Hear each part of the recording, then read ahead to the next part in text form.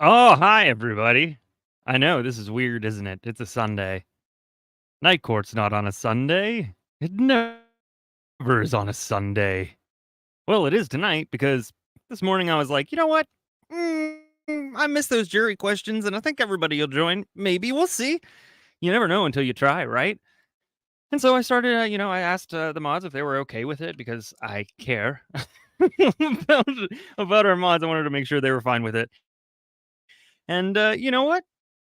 There there you go. That's kind of how that worked. How was your weekend, everybody? How was your weekend? Why, hello, hello, hello, and hello. Hey, hey, hey, hey. I thought um, maybe just perhaps we'd be able to, um, see some people that we don't normally see every day, every, weekday. Maybe, but maybe also it'll just be our group, and that's fine too, y'all y'all out here in these true crime streets late at night. We are, and just to let you guys know, I think around 8:30 tomorrow night, I think maybe for the ending of the jury questions of the last day, Kathy's going to be joining us from Gossip, Rumor, and Innuendo. So I'm very excited about that. Hopefully, I didn't misspeak. I think that's what we said. So I'm excited. I'm excited to hear her take on all of this nonsense. Yes. Oh, you're welcome. You're welcome. It's a couple of button clicks in a few hours. I can do it. Oh my goodness gracious.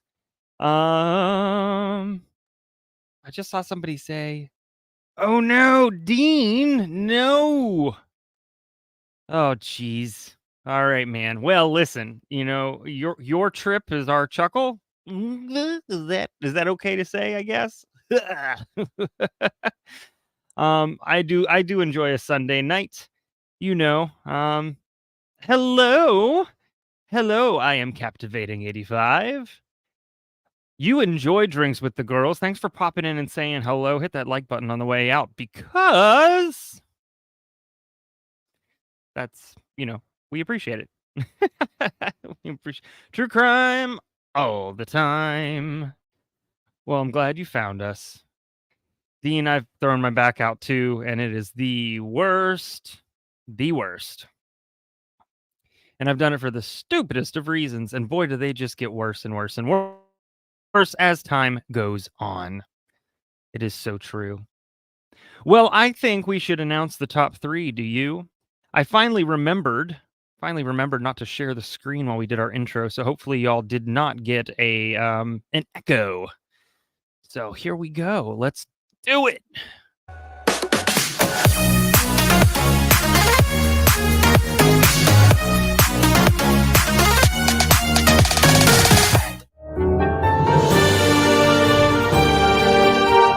Kelly Gale gets the throne, the dual-seater. Ricky Watson was in it second. And so, Ricky, you moved from beanbag to rocking chair. Lois Clark, welcome in. Bird in the chat, get yourself the beanbag.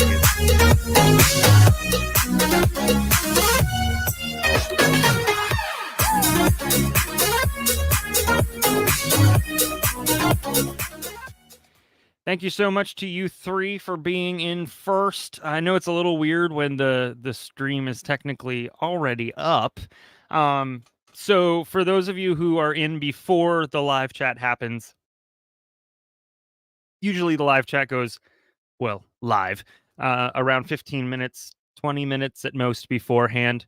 And so if you don't see it right away, but you know that we're in that time frame, just hit the refresh button and it'll show up. And then you can say hello. Oh my goodness. Hopefully my mic sounds okay. I had to make a couple of adjustments to do some narrating today. So you just let me know if it's a pain in the butt. But this way, hopefully you don't have to hear me breathing into the microphone. You are special. You don't need a bean bag and a free complimentary plastic cover for that. Oh, I'm sorry, Tommy. Apologies. I also try to post when it opens, but this time I just wasn't able to. Tonight was trying to get all the little bruise crime ready to go to bed. I was outside because apparently, me changing oil in a car is not a great idea. I didn't do anything wrong, but for some reason, the oil filter that was previously on it decided that it wanted to leak. And so thereby, I had very little oil. And that was silly because 2 weeks ago I changed it. And so there I was again. But I think we've got an issue that's a little bit bigger than just that. And that is far beyond me. Now the bar is low in terms of my expertise, but definitely taking it in tomorrow somewhere. So we'll see. We'll see what happens. Yeah, right. Right. I do like to say my phrase is I'm about as handy as a foot. So it's that's about as butch as it gets. It was about as butch as it gets. I called my dad to FaceTime him to be like, listen, is this like oil pan plug like okay? And he was like, wait, you're under the car? And I was like, I'll tell you what, with the issues that I've had since I changed the oil, I wish that I wasn't ever. Meow. That's my roar. There's my roar right there. Did anybody else do anything of note this weekend? I'd love to chat with you guys about doing things of note. I do want to do a segment on Florida Man. I pulled up some wonderful Florida Man stories, and of course, I've got the Chat GPT Mad Libsy type thing. And I will give you I write a funny story about a sociopathic woman who can't make herself break up with her boyfriend, so she stalks him instead. Oh boy, I did not read through it. I did not read through it. All right. I'm glad you got your coffee. I really should have made some coffee, but oh well. Florida Man. Yeah, I pulled some Florida Man stuff. Yeah, Tommy, I think it's a couple of things.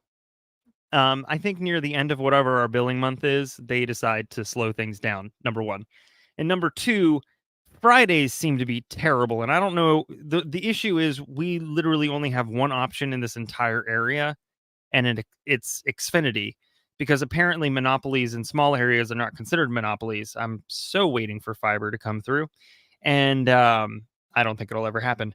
But everybody's on the same, and so everybody on a Friday night is doing what they do, and not necessarily what I do when I need it, but they're streaming. So, oof, oof. Um, oh, you remind me. Our garbage day's on Tuesday, so lobster boat trip. That sounds fun. Not the massive lightning and thunderstorm at sea, though. I'm glad you're okay. I am glad you're all right. Thanks for being here. Um, let's see. I did ask if anybody had anything of note happen this weekend. So much laundry, so much laundry. Lesson good for you. Good for you. I remember going through the whole lesson plan thing. Thank you for the membership. Franco, you're back, man. You are back. Welcome back to the cult. Um, Fiber is glorious. That's what Brandi got. Now I'm just jealous. I'm just jealous. What's up, Law Nerd Amber? Welcome in. Let's see. I'm just kind of going down the list. Is that like a yeah? Oh my goodness gracious. Thank you again for another membership. Gail Pet, welcome back. I think it's a welcome back for sure.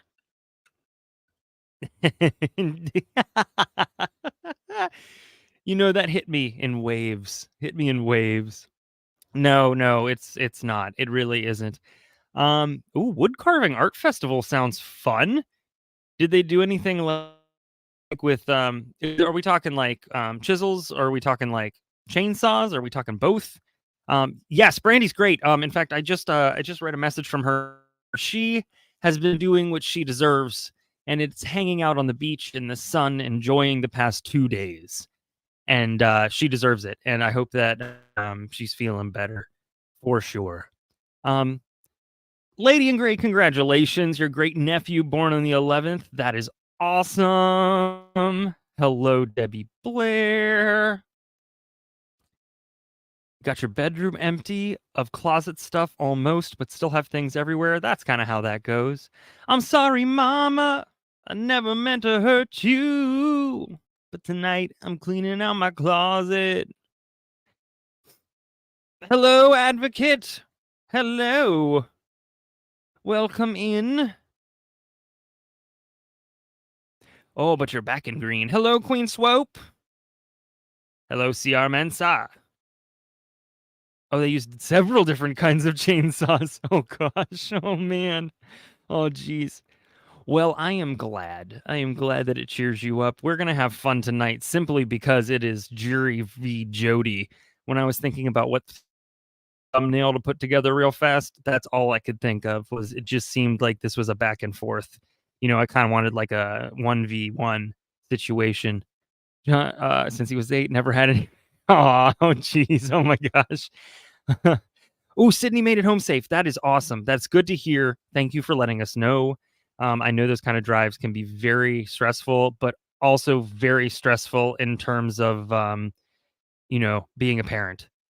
I'm not ready for any of that at all. Hello, Jody. Hello. Jesse, thanks for gifting a membership. And Debbie Blair. Debbie Blair, welcome to the cult. I can't remember if it's welcome back or welcome. I usually can remember okay. Anyways, you get your Kool-Aid and your throne. And by throne I mean your jury seat. Hopefully a throne eventually. Oh goodness gracious. All right, so let's do Ricky. Congrats, my friend. Howdy to Hagen. Is it Hagen? I think it's Hagen. You can tell me if I'm wrong. That's awesome. Congrats, Ricky. Congrats, sir. Hello, Erica. Hello to all my mods that are hanging out. I appreciate it. Ghetto Intellect, hello. Salute. Yes, I love the jury questions too. Yeah, I a lot of times when she starts reading a jury question, I'm like, oh, that's yes, oh yes, just like that. I mean, it's great. It's fantastic.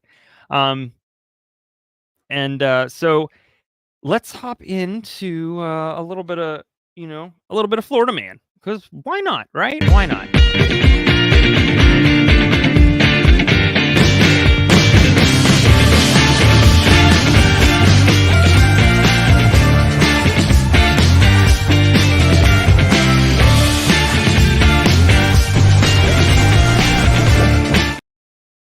Ooh, Florida Man. We haven't seen that in a little while, have we? So this first story comes to us from Clearwater, Florida, and it happened June 21st. So a little while ago, but not too long. If you are riding a bicycle at night, there's a couple of safety measures you should take. Reflective clothing is nice, so are some lights. 43-year-old Florida woman, Lindsay Rodwald, was stopped by Clearwater police earlier this week when they observed her riding her bike at night without lights. Um, which I mean, you can actually get, operating a vehicle while intoxicated if you're riding a bike drunk. So it doesn't surprise me that they stopped her. For some reason, Lindsay gave the police verbal permission to search her backpack.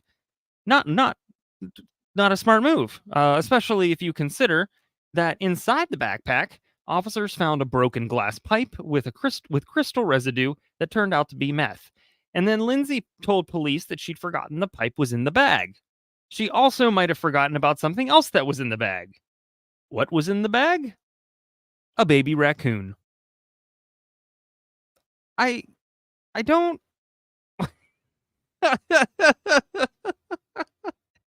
Who puts a baby raccoon in your backpack? That's all I'm saying. That's all I'm saying. Hey, Bose. Hello. How are you doing? Yes. Yeah, I think that's pretty much consistent across the board. Absolutely. Who? Why? Why would you put? Why would? There's no good that can come from that unless somebody like John Favreau is filming you directing a movie, and that's like in a scene. That we right, not the pipe, right? Methinks thou protesteth too much, Jesse. She's like, that's where it went. I knew I had him somewhere. I guess with meth comes maybe she bought two crystals of two things of see, I don't do math obviously, but maybe she bought 2 ounces of crystal. I don't know if that's right, and got the third one with a free baby raccoon. That seems like something she would do. That is absolutely a John Thomas move. 100%. Shireen, oh man, I'm glad we have our resident RN. Definite heat packs for sure. For sure. All right, here's your next one. Here's a short version of the story. Florida man was arrested after he drove a car into an apartment building. That's not going to be the only thing. You know it's not. It's Florida. There's so much more to the story. This past Sunday morning at around 4 a.m., multiple 911 calls. When did this happen? This is in Sumter County, Florida, June 13th. Multiple 911 calls came in about a car that had crashed into an apartment building, and the driver was breaking into on-site apartments. He literally did.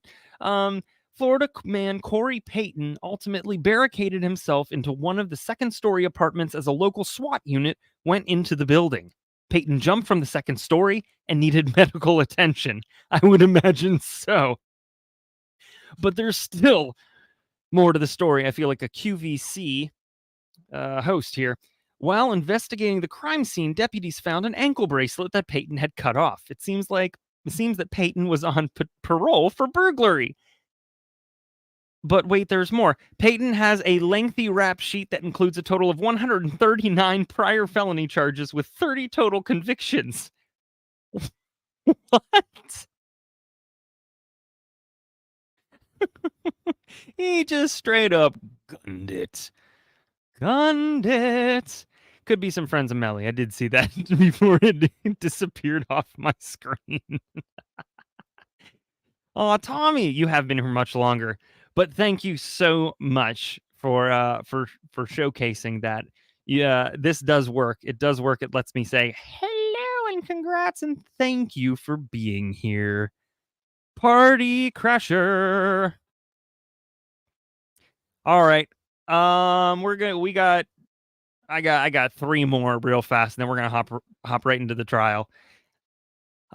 This is in Marion County, Florida. A Florida man is, when did this happen? This happened March 28th. A Florida man is facing domestic violence charges after allegedly slapping a woman in the face. You know what? I'm going to let you guess. What did he slap this person in the face with?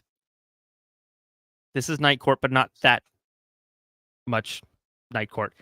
So what do you think he slapped this person in the face with? A tortilla? No, not my blanket. Don't slap people with my blanket. A raccoon. A fish. The fish slapping dance. Yes. Let's see what else we got. Oh, we have another fish. We have a third fish. A bag of poo. A wet noodle. A tuna. Tuna. You know what they say? You can tune a piano, but you can't tune a fish. A pancake. An alligator. You know what's really funny? You got to make sure it's toasted if you want to do any damage. What's really funny is that all of these are 100% possible. There's a lot of fish, a lasagna, a glove. I challenge thee to a duel. A slap at the base, a slap at the base, slap at the bass. And Nan is the first one to guess it correctly. Nicely done, Nan. You get my undying affection. So the Florida man's facing domestic violence charges after allegedly slapping a woman in the face with a slice of pizza. Marion County deputies responded to a home after receiving a 911 hang-up call and possible domestic disturbance, as per website. When they arrived, they met with 39-year-old Ortilio Lazaro Alfonso outside the home. That is quite the name. OLA for short. They just call him Ola. According to a probable, that's not, I don't know if that's true. That's just how my brain's working tonight. According to a probable cause affidavit, Alfonso said he got into a verbal argument with the woman. When deputies spoke to the woman, she told them that Alfonso slapped her on the left side of her face with a slice of pizza after an altercation over disciplining. If that's how he disciplines, with a slice of pizza, I would get into an argument as well, I think. For sure. Pizza sauce covered the front of the woman's shirt as well as on the collar and on the back of her shirt. The Marion County Sheriff's Office said in the arrest report. Moreover, she even had pizza remnants in her hair and ear area. When deputies entered the home, they found pizza sauce on the walls and ceiling. How hard did he smack her with the pizza? Oh my gosh. When deputies entered, Alfonso said he threw the slice of pizza at the woman but did not place his hands on her. You still hit her with pizza, sir? That would hurt. That would hurt a lot. Like a whole bunch. Did he eat it after? I don't know, because it was still all over her. I hope they took photos. Truly. Yes, it is. We need Dexter to come in. Yeah. It was a big old slice of pizza. That's a spicy meatball. It's me, Mario. Yes. All right. Let's move on. I'm gonna try and turn this off. Oh, I hit that twice. I'm sorry, everybody. Okay. The air was getting obnoxious. I know. Don't. Pizza can be used in many ways, but not like that. Not late. Not late at all. All right, here's the next one. This happened January 17th. We're just going back in time. Back to the future. This happened in Miami. A Florida man's behind bars after he tried to rob a Publix in Miami with a stapler. Patrick Abbott, 31, entered Publix on Biscayne Boulevard, gave an employee a note stating he had a gun, and told her to put money in the bag. After the employee read the note, she pretended to help one of her coworkers and called for help. Abbott left Publix empty-handed and was caught by Miami police while throwing the note away. The gun he claimed to have turned out to be a black stapler. At least it wasn't a red stapler. Milton would be all over you. I believe you have my stapler. I mean, he wasn't exactly wrong.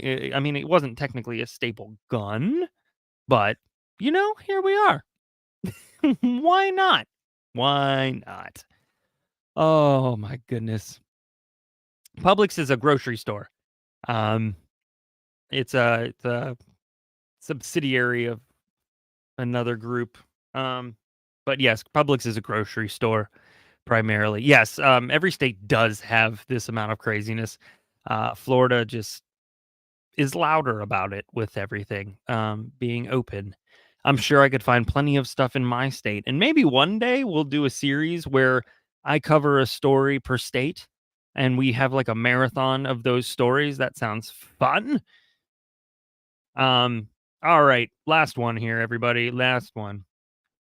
Happened in Naples. A Naples man has more than a bad sunburn after a long day at the beach. Naples police say Stephen Joy,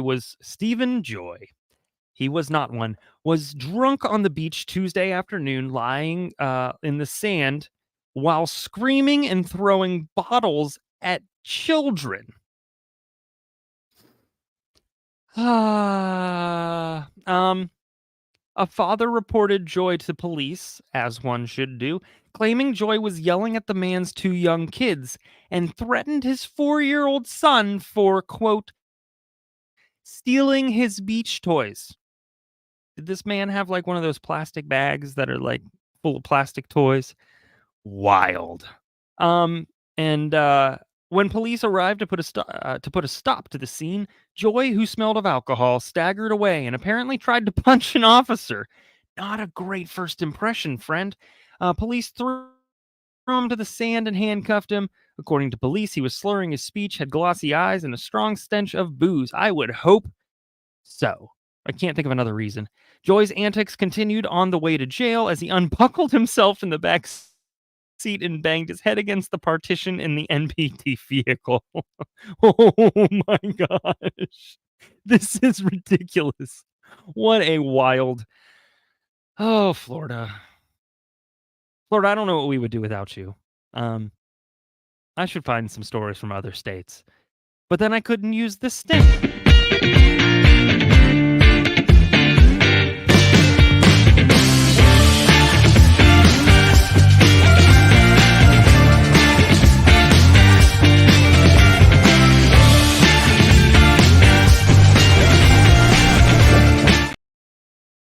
Petrified, I was laughing very hard during that break.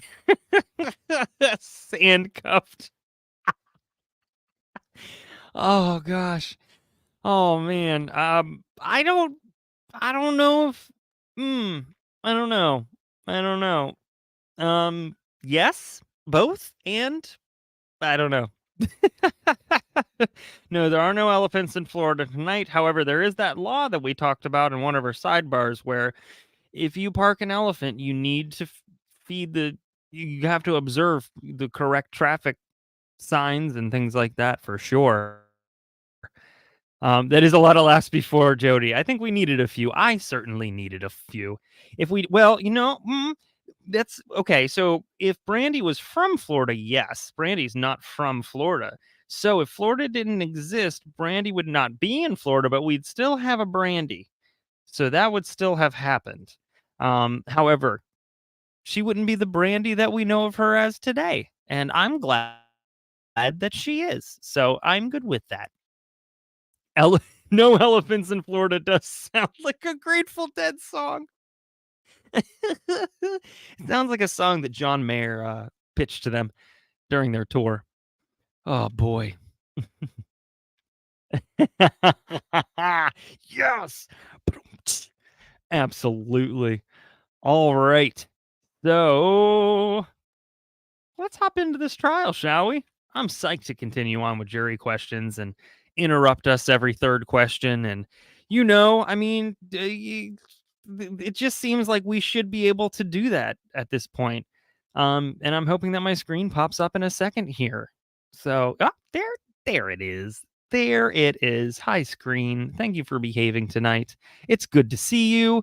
It's good to be seen, to see and be seen. Just a lot of, yes, objection already. Just objection. Does it really? That's awesome though. Cause I would love to hang out with elephants just for a day. And then I may never come back. So we might actually get some spicy questions tonight. Are we behaving? Yeah, sort of. I mean, we just covered a bunch of Friday Florida man non-behavior and a Florida woman too. Are we live? Yes, we are live. I know it's wild. It's a change. It's a flip. But I did miss Wednesday too last week, and so why not? Why not? All right, here we go. It's time for Jodi. You know what? It's time for the jury. I'm so glad Mike's back. Yes, you are still under oath. Do you understand? Yes. I'm going to continue to ask you the questions submitted by the jury. Several times while testifying about the abuse by Travis, you have made comments like, "as I understand it now," and "I've come to realize." How has this realization come about? Because about almost 5 years have passed, just the farther away I get from the situation, the more perspective I have. Whereas before I constantly made excuses for him. Now I understand that the things that occurred were not okay. And, forgiving him is different from continually putting up with it. So in hindsight, the farther away I get from the situation, the more perspective I have of those events and the abuse. Were individuals involved in helping you come to these realizations? Sometimes spiritual leaders, things like that. It's mostly just reflection on the incidents. Absolutely. Tell us who they are and what their professions may be. These were individuals with the church. I don't know what their professions are. So, but they come to where I live, and they counsel me spiritually, things like that. Most of them are from the Mormon church. There's also a lady from the Baptist church who continues to visit me regularly. You are recalling times of memory loss with Travis. How is it possible you remember such details from those days if you had a foggy memory? I'm sorry, can you reread that, please? You were recalling times of memory loss with Travis. How is it possible you remember such details from those days if you had a foggy memory? The fog or the confusion only begins when he starts screaming, or if there's a fear that maybe there's going to be tension or some kind of escalation of anger or violence. And then certain incidents, such as the physical pain, is crystallized in my mind. So that sticks. And then also there are journal entries that I've made that remind me of that day and details of that day. So it helps me remember, oh yeah, that day I did this before I went to Travis's house. I remember it was around this time, or this day of the week. So I did review my journals constantly over the years, and that's given me perspective as far as, things like that. So the confusion comes in when he begins to get angry. Is there anyone else who knows about your memory issues? Well, again, I think I have a really excellent memory. Not a beauty mark. Just the issue. I don't know. Answer the question as stated. Okay, it's We'll go hard with because that. I don't think I have memory issues. All right, then that's your answer. Did Travis's roommates ever hear these altercations to your knowledge? I'm not sure about that. To your knowledge, did anyone else hear your altercations? Yes, they have. That would be Dan Freeman heard the last tail end of the altercation the morning we went to have soup pie. He came into the bedroom as Travis was storming out of the bedroom. I think at a So certain there was point they that, were. and then also in the car, But we had pulled over, and it was actually Before so I that, could use no. the bathroom in the forest rather than take pictures. But that led to an argument. When I came back to the car, he had locked me out. Travis locked me out, so he saw that. I just went and sat by the side of the road and waited for him to open the door, and he lost patience, and he came out Hi, of Ricky. the car, and I came back in, but it led to an argument over that. So Dan and Desiree were witness to that. I don't know if they saw any other arguments, and I don't think anyone else that, to my knowledge, would have seen any. You have testified about several incidents where Travis. hey, Peter. Listen, man. If you need anything, let us know. If you know of a way that this channel can assist Maui in any way, whether it's a fundraiser or perhaps we put together some merch where the money goes towards something in Maui. If you know of a good organization that's helping out, can you send me an email? I'd like to do something, something more than thoughts and prayers. Those are nice, but they sure don't help feed a family. So if there's something that we can do, please let me know. You can send me an email, jt@13thjurorpodcast.com, and I'll talk to Brandi and we'll see what we can do. We're trying to put together a couple other things in terms of like, in terms of other organizations and things. So just let me know. We're not going to do a cash stream just yet. I need to talk to Brandi about how we want to go about that, for sure. But we'll update once I get something from Peter. We'll put something together for sure. But Peter, know that I'm thinking about you. I know that doesn't mean much, but I mean, it means something, but it's not as good as helping in some specific way. Thank you. Yes, please do. That would be great. All right, back to Jodi. Was physical to you. Were you ever physical to Travis besides when you killed him?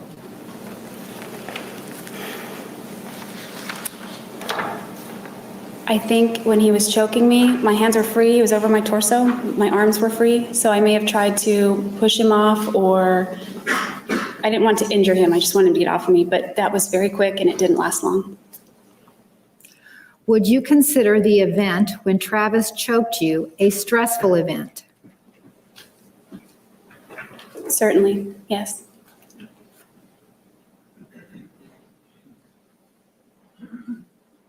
How do you remember it? If yes, why do you recall the event so clearly?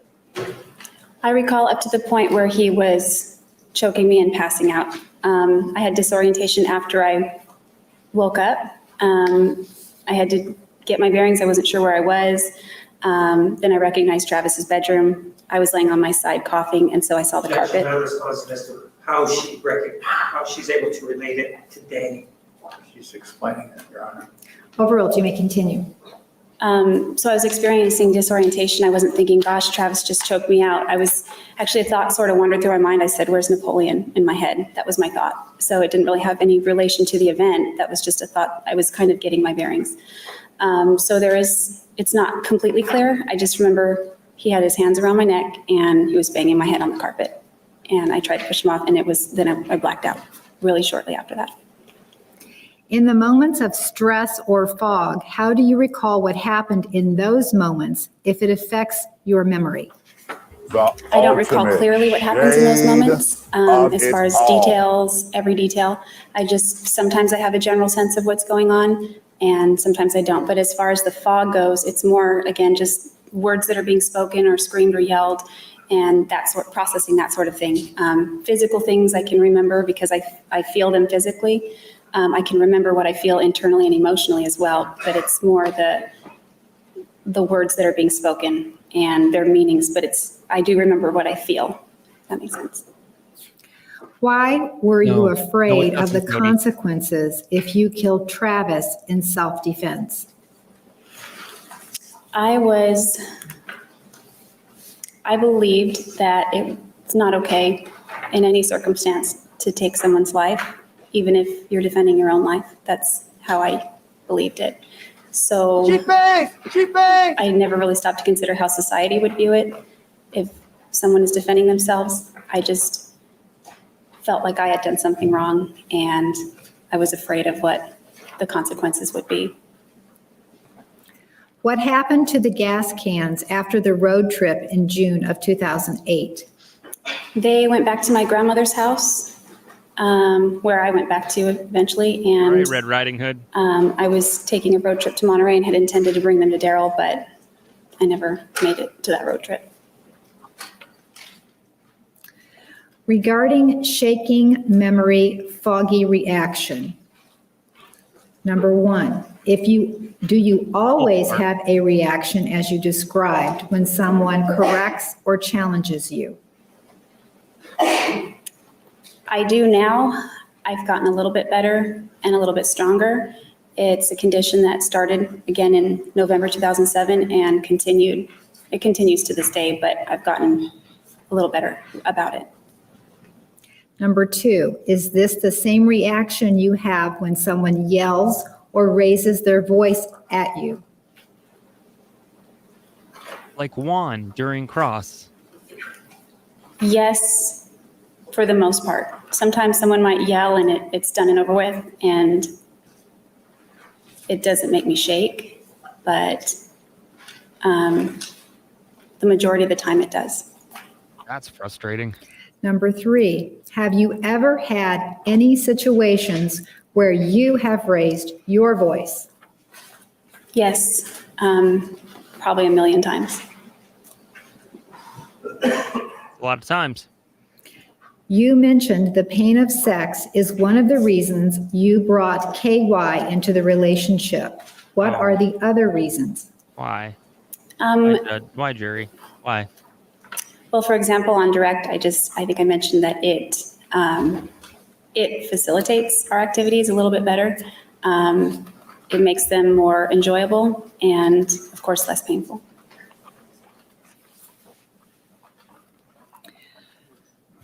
During these altercations, why didn't you just scream in hopes that someone would hear you and help you?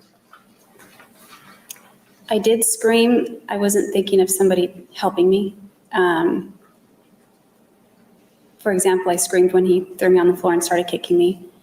I was unable to scream when he had his hands around my windpipes.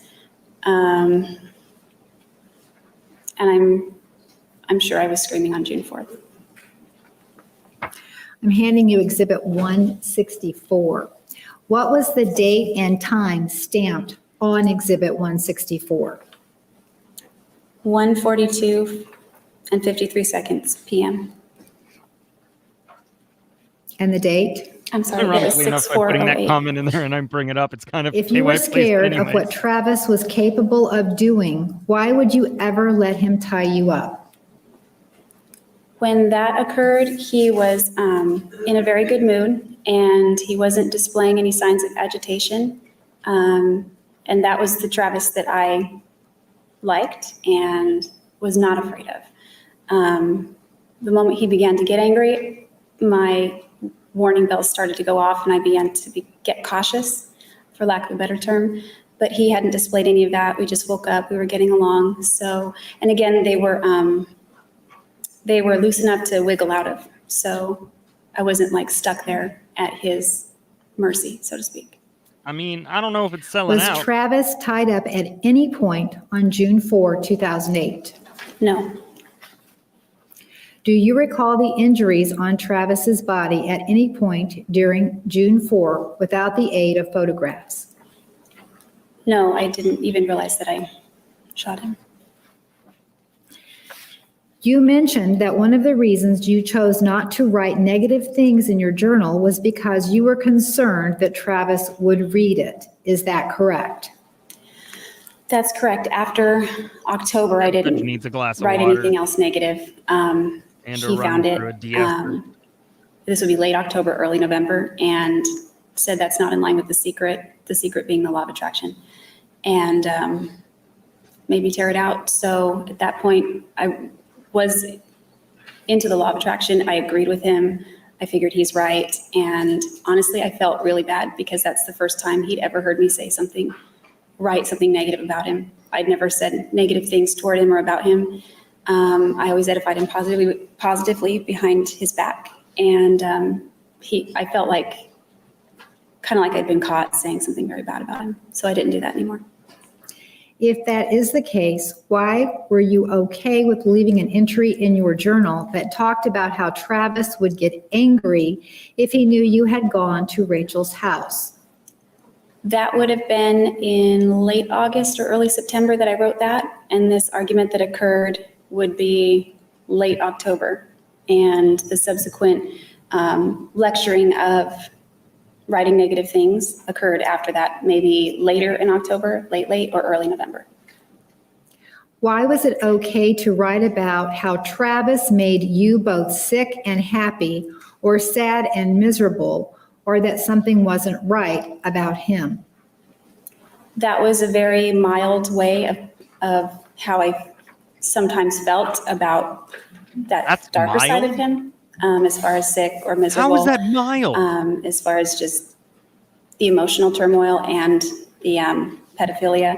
And so that was also a side of him that, again, he was trying to overcome and eradicate. So at the same time, he had beautiful sides to him. So what I was doing in that is I was listing the contrast of the range of emotions that I felt when I was with him. After you snatched the gun off the shelf, did you do anything to the gun, such as cock it, slip off the safety, manipulate a slide, or anything prior to it going off? I don't even think I would know how to do that. So the answer is, I don't know. Probably not. I just grabbed it and pointed it, is what I remember. Had you ever had any firearms training or fired a .25 caliber pistol prior to this event?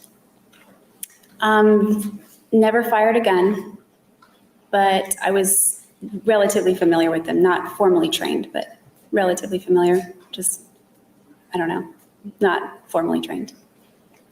How far away from you was Travis when the gun went off?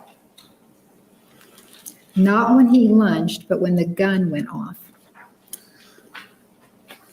The lunging and the gun going off was sort of contemporaneous. I don't remember how close they were or if they happened exactly at the same moment or one right after the other. It all happened very fast and it all seemed to happen all at once. And I would say as far as distance, maybe as far as Mr. Babick is, but I couldn't say for sure, for absolute certainty. You stated that you remember throwing the gun into the desert, but do you remember what happened to the box it was in? No, I do not. What about the holster you mentioned? I only saw the holster before I moved. I didn't see it again after that. Did he keep extra ammunition with the gun? I never saw ammunition next to the gun, and I never found any in the house when I was cleaning. If Travis lunged at you, why didn't you just move to the side out of his way?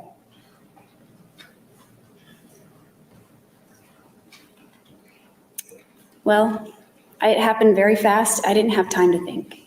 I did Everything too. just happened, it seemed, in a split second. I knew the word. I just wanted to make So- sure it was used right. I'm just I really waiting to don't, get here. it just didn't have time to think, move this way or that way, or back up, or do this or that. It just happened the way it happened without really thinking about the best move to make. You remember dropping the knife and screaming, but you don't remember taking the gun or rope with you. Is that correct? In a sense, that's correct. I remember that, dropping the knife and screaming, and that memory came much later. It's actually the other stuff. I'm sorry. Can I Overruled. start? You on Okay, drugs? continue. But it goes blank after that. I don't remember putting the gun in the car. I don't remember putting the rope in the car, but I have not crystal clear, but pretty solid memories of disposing of those things. So they did go in the car, obviously, but I don't remember placing them in the car. You are a meathead. You are stating you believe you stabbed Travis based on logic. How do you explain the blood on your hands and clothes and the bloody palm print on the wall?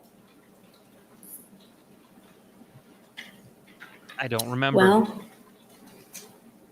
I do know that we struggled that Caught day. you there. And I mean, based on logic, it would have been because of how we fought. I don't know how things ended up, where they ended up. I just know that we were fighting physically. If you were kneeling when you Laser dropped the beams. camera, how did it roll as far as it Sharks. did? Freaking laser beams attach their heads. It didn't really roll very far. It just kind of gave a bounce or two and maybe rolled like right here. It didn't roll very far. Was Travis sitting down when you dropped the camera? Yes, he was. I think so. How did Travis's anger escalate after you shot him?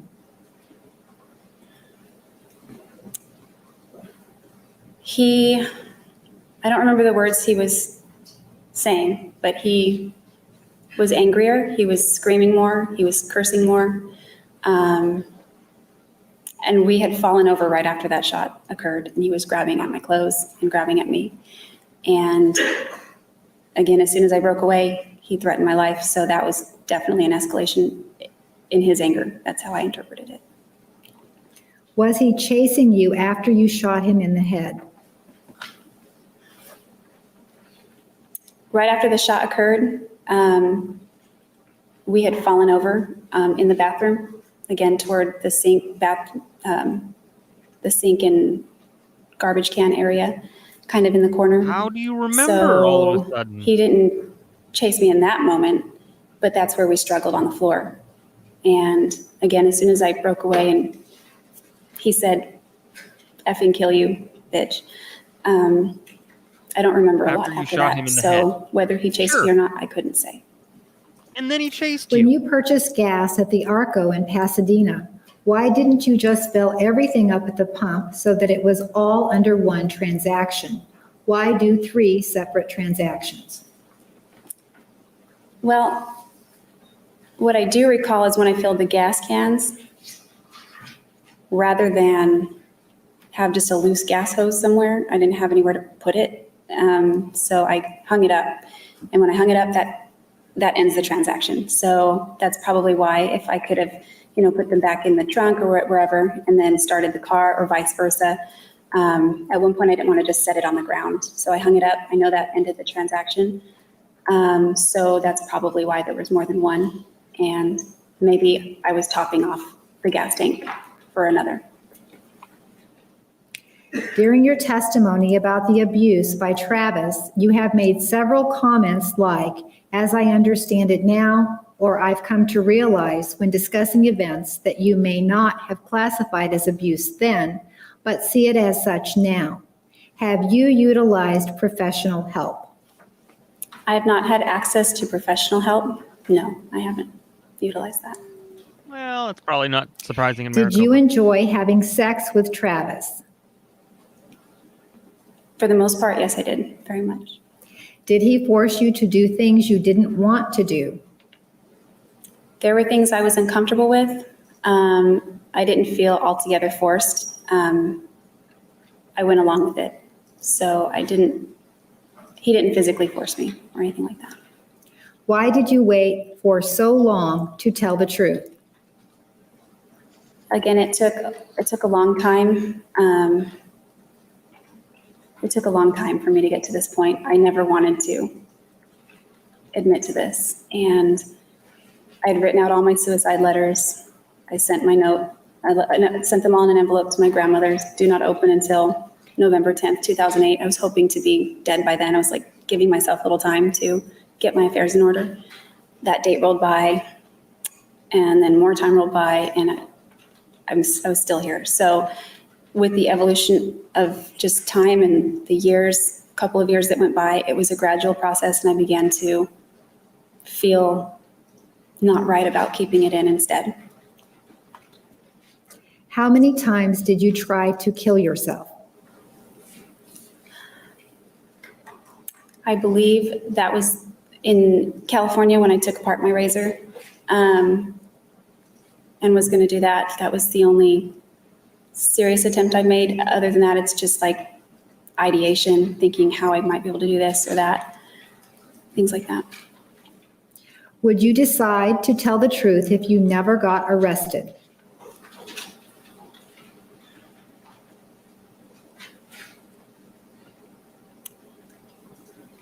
I honestly don't know the answer to that question. You said that one of your worst fears was for everyone to find out what was going on in your relationship. So why did you talk to 48 Hours and other TV stations? Boom. My attempt to talk to them was to present a better image of our relationship and downplay the negative aspects as not really a big deal. It wasn't that bad, that kind of thing. Oh yeah, I knew that he did that, but that wasn't a big deal. Even our arguments, oh sure, there was turmoil, it was rocky, but we were friends. So my attempt was more to present a good image of Travis and a good image of myself, and that our relationship had its ups and downs, but we were still on good terms. You stated in the interview with Detective Flores that Travis liked to shave the old-fashioned way. This would normally include use of a traditional straight razor. Did Travis own or use a straight razor? I don't think he did. Traditional way, When I yeah. said traditional way, I'm not overly familiar with the process of how men shave their faces. I just know that he really got into it. Why'd you say it? So I think he used something that would be like a pick, actually. Stop for a second. Stop for one damn second.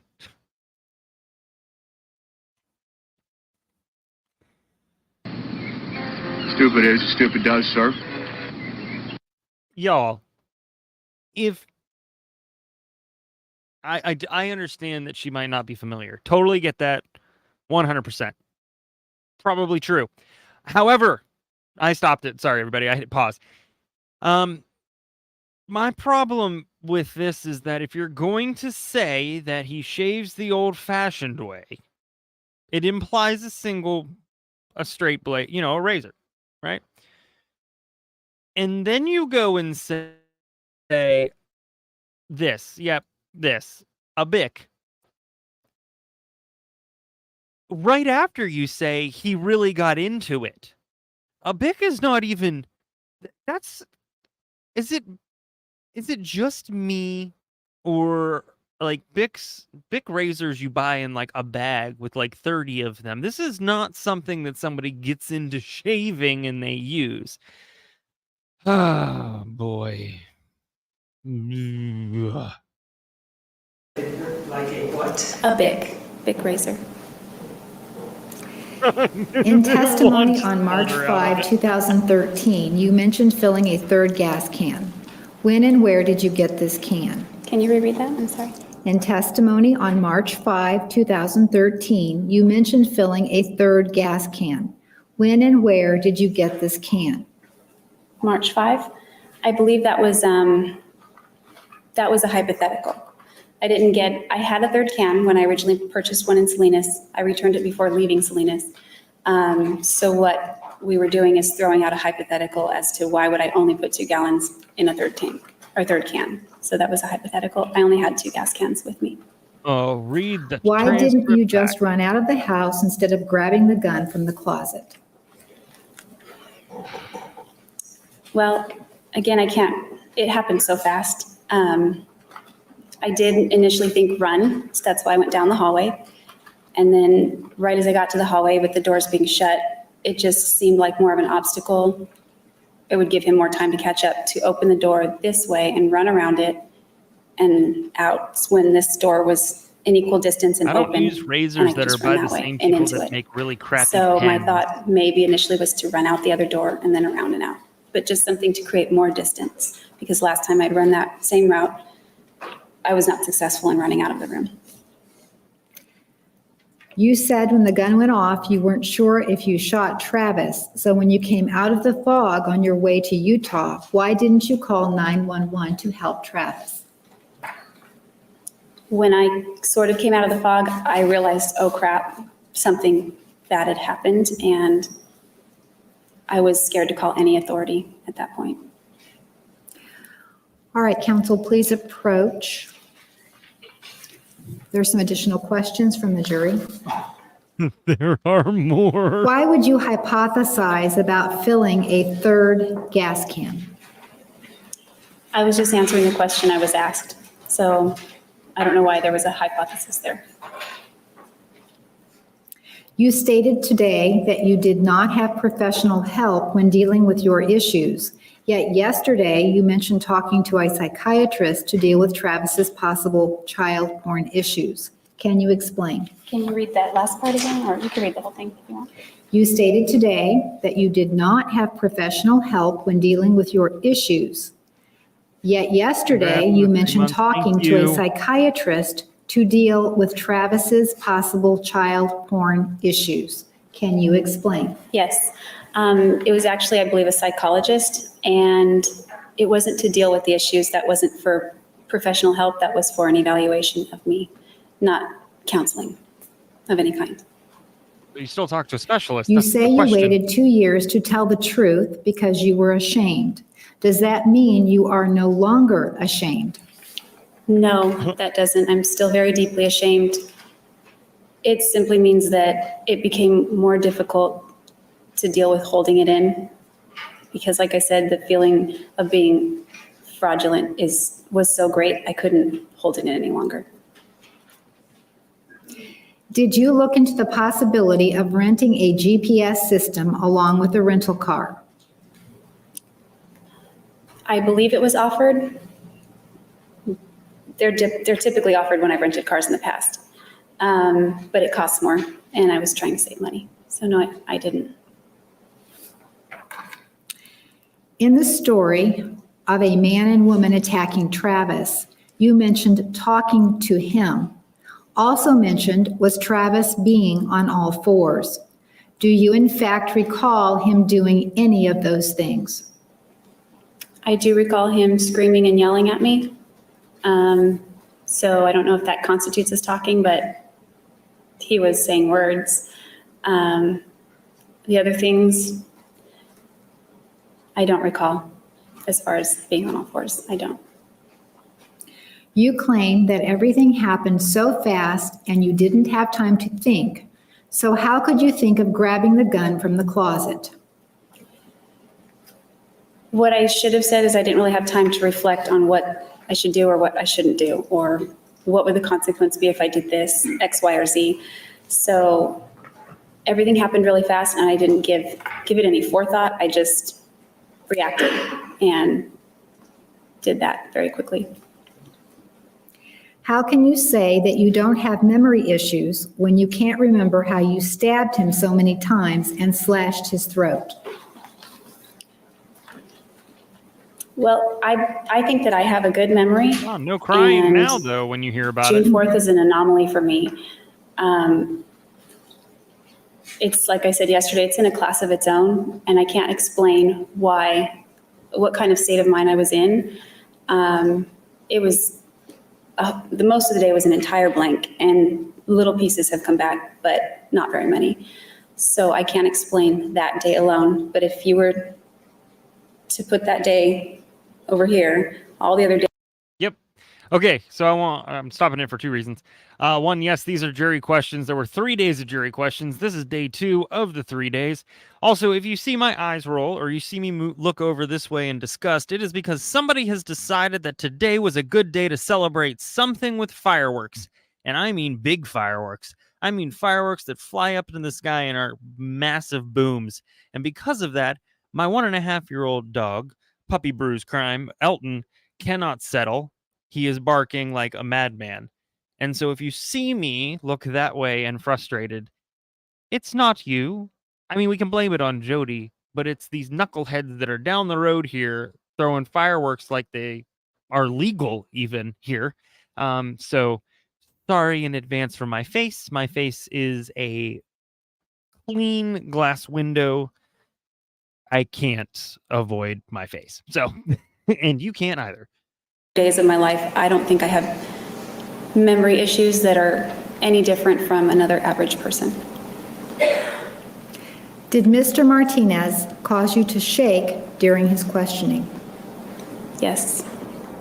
If so, can you please provide an estimate of how many times this happened during the current trial? During the current trial, it happened on the day of opening statements. I remember that. It happened almost every day. It was most intense on the first day of cross. After all the lies you have told, why should we believe you now? Lying isn't typically something I just do.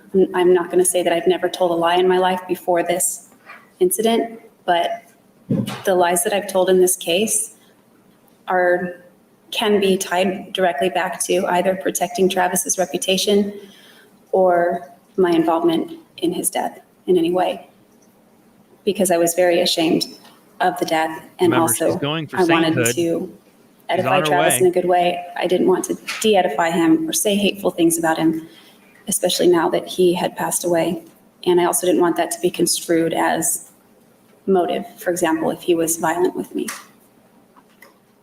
What happened to the suicide letters you wrote to your grandmother?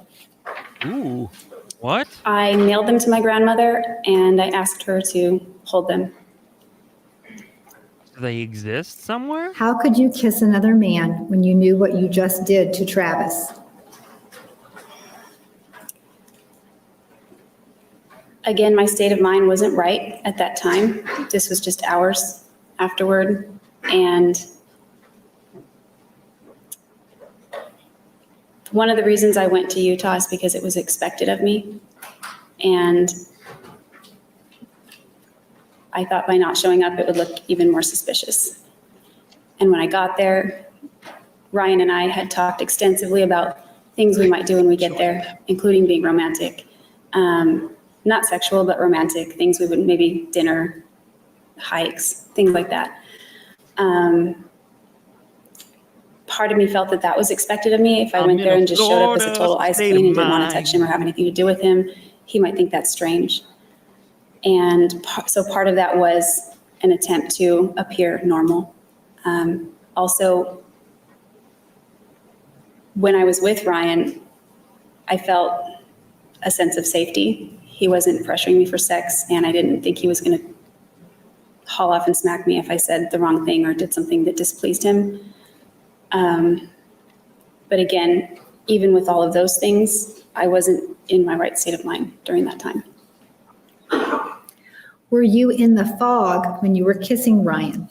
Yes, I think defense gets one more chance at clearing things up. Would you agree that you came Remember that. away from the June 4 think. incident rather unscathed, while Travis suffered a gunshot and multiple stab wounds? You only had a bump on your head, a bruise on your head, cuts or scrapes on your ankles, and a possible shoulder injury. as far as making comparison of physical injuries, him versus mine, yes, I would have to say that's a relatively accurate assessment. Ladies and gentlemen, are there any other questions from the jury at this time?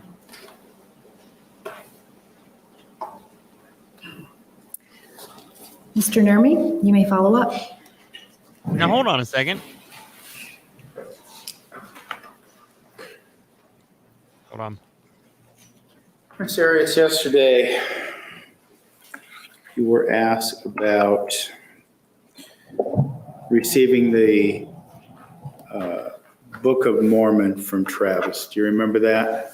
Yes, And you were explaining to us how you read a chapter a day of that book, There's a or whole basically part a 3. I chapter a don't day know. after you received it. Do you recall telling us that? yes. Okay.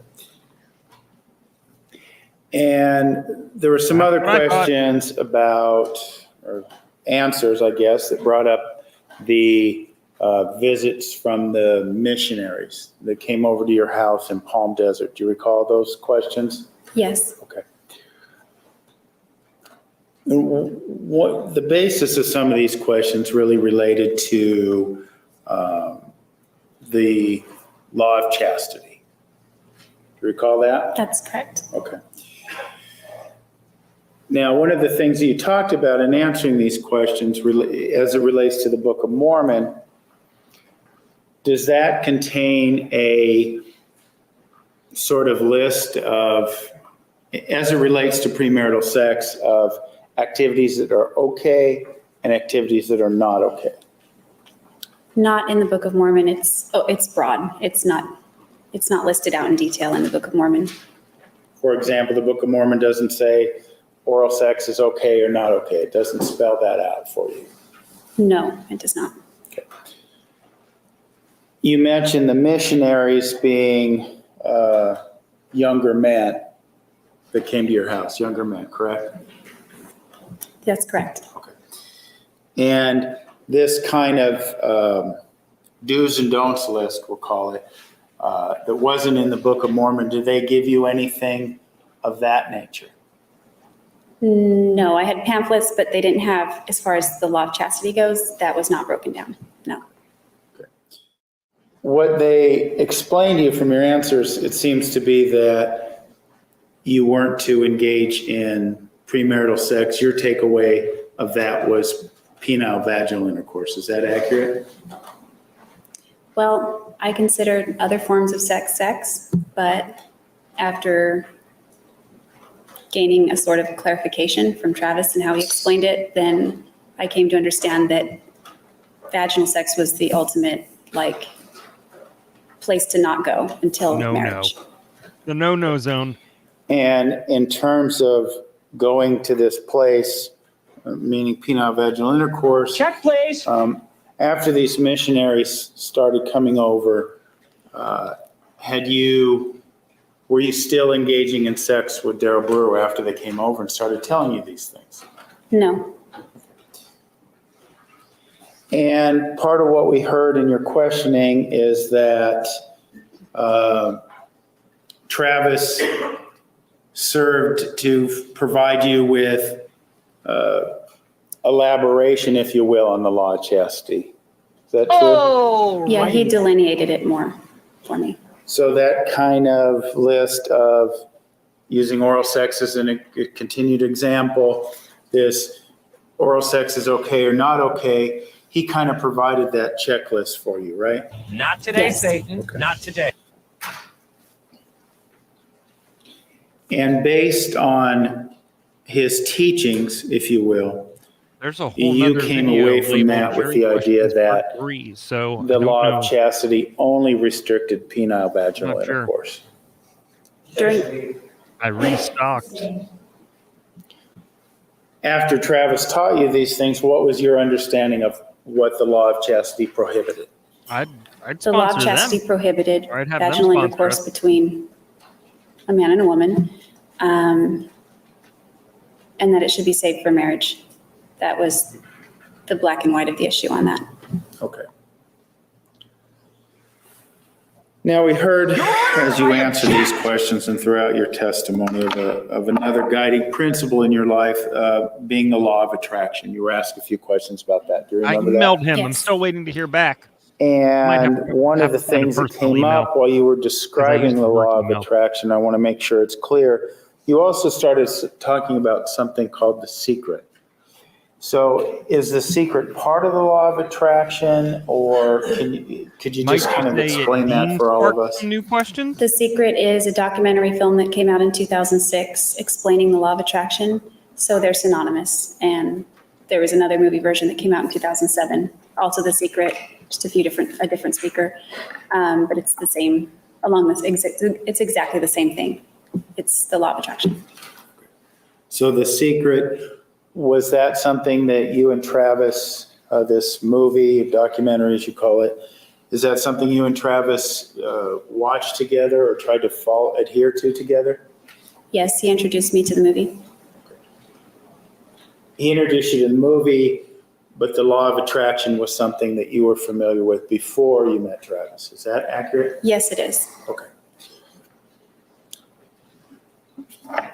Now, we talked a little bit yesterday about your breakups with your boyfriends, and I kind of want to go back through that a little bit, okay? Okay.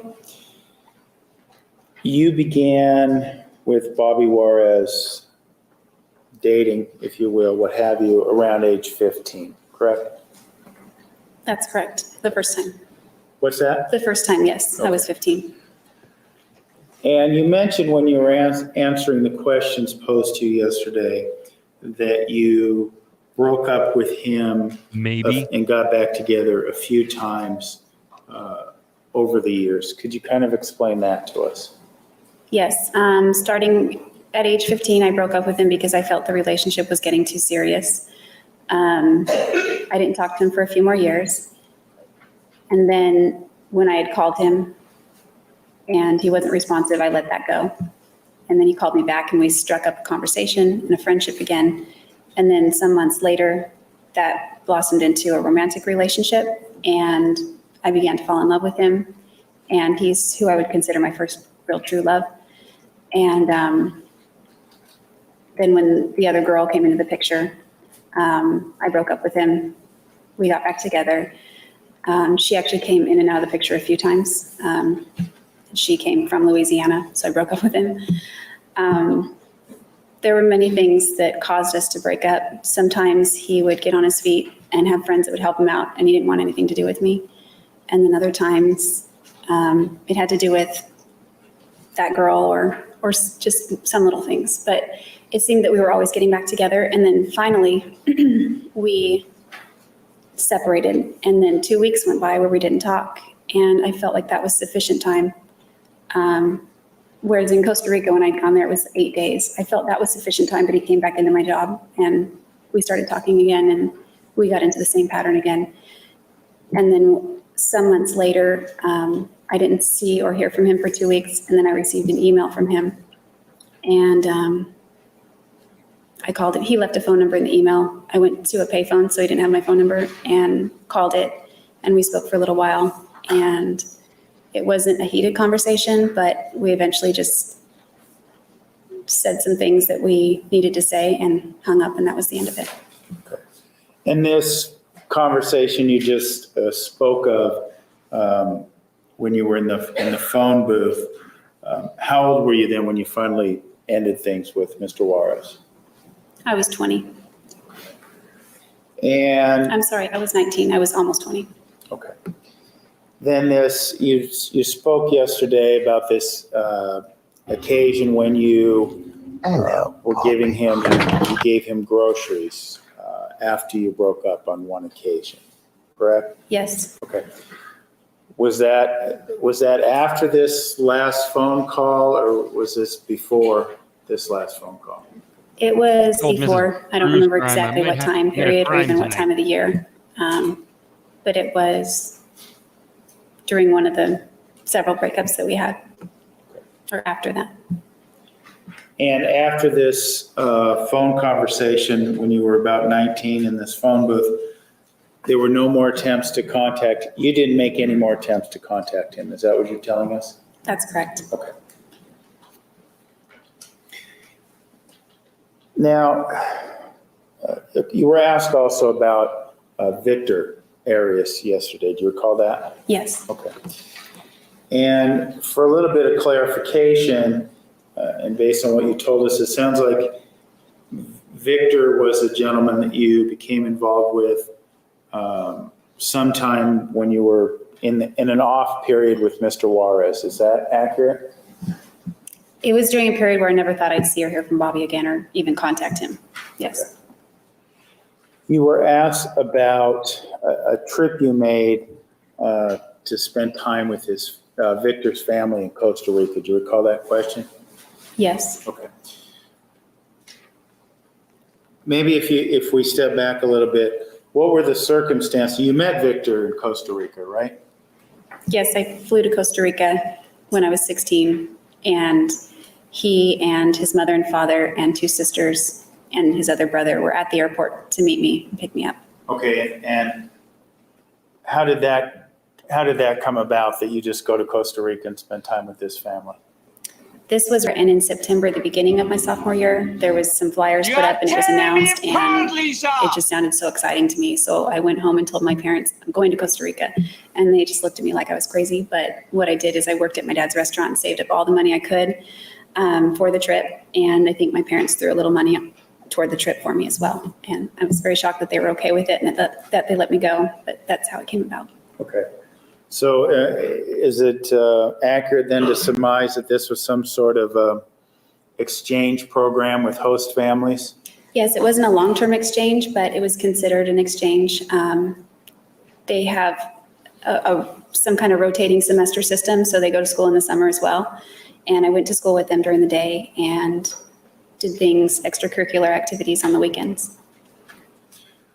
So you met Victor when you met this entire area, Costa Rican Arias family, right? Yes. Okay. And then, so when you went to visit, we talked about the continued contact with Victor, the correspondence. Was there still then a friendship with his family? Yes, we emailed on occasion, just his brother and sister. Not all the family members had emails, and Victor would email my mom. They would email back and forth. And so we're clear, was going back to Costa Rica to clear your head, as you told us about many days ago. Was that a matter of trying to rekindle things with Victor, or was this just, was that on the agenda, I guess? No, I was not interested in rekindling anything with Victor. I was interested in maintaining a friendship, but not a romantic relationship. As it relates to the overall question of your breakups throughout your life, you also had a breakup with Matt McCartney, right? Yes. Okay. And we heard about the conversation you had with Bianca and how he was unfaithful to you. You learned that through that conversation. Can you recall telling us about that? Yes. Okay. That breakup then, you had a conversation with Mr. McCartney after you spoke with Bianca. Is that accurate? That's correct. Okay. Tell us again how that conversation took place, and if you could, just the kind of content of the conversation. I went to his father's house when he returned from Borrego Springs, and when I arrived, he was on the phone with Bianca, so he understood what I was there for. So we decided to leave the duplex where his father was living in so that he wasn't privy to our business. And we went into my car, which was parked on the street, and just sat in there and had a conversation regarding that. We were both crying. We hugged. We were sad that it was over, but we knew it was over. And it was sad, actually, but it wasn't volatile or anything like that. It wasn't volatile, is that what you said? Yes. Okay. As far as after that conversation, when you broke up, did you disconnect yourself from Mr. McCartney for a while? Did you still converse right away? Just kind of describe for us the period after that breakup. Well, a day or two after the breakup, I sent him an email. It was a really long email. Just one of the ways I processed things then was by writing everything down or emailing it.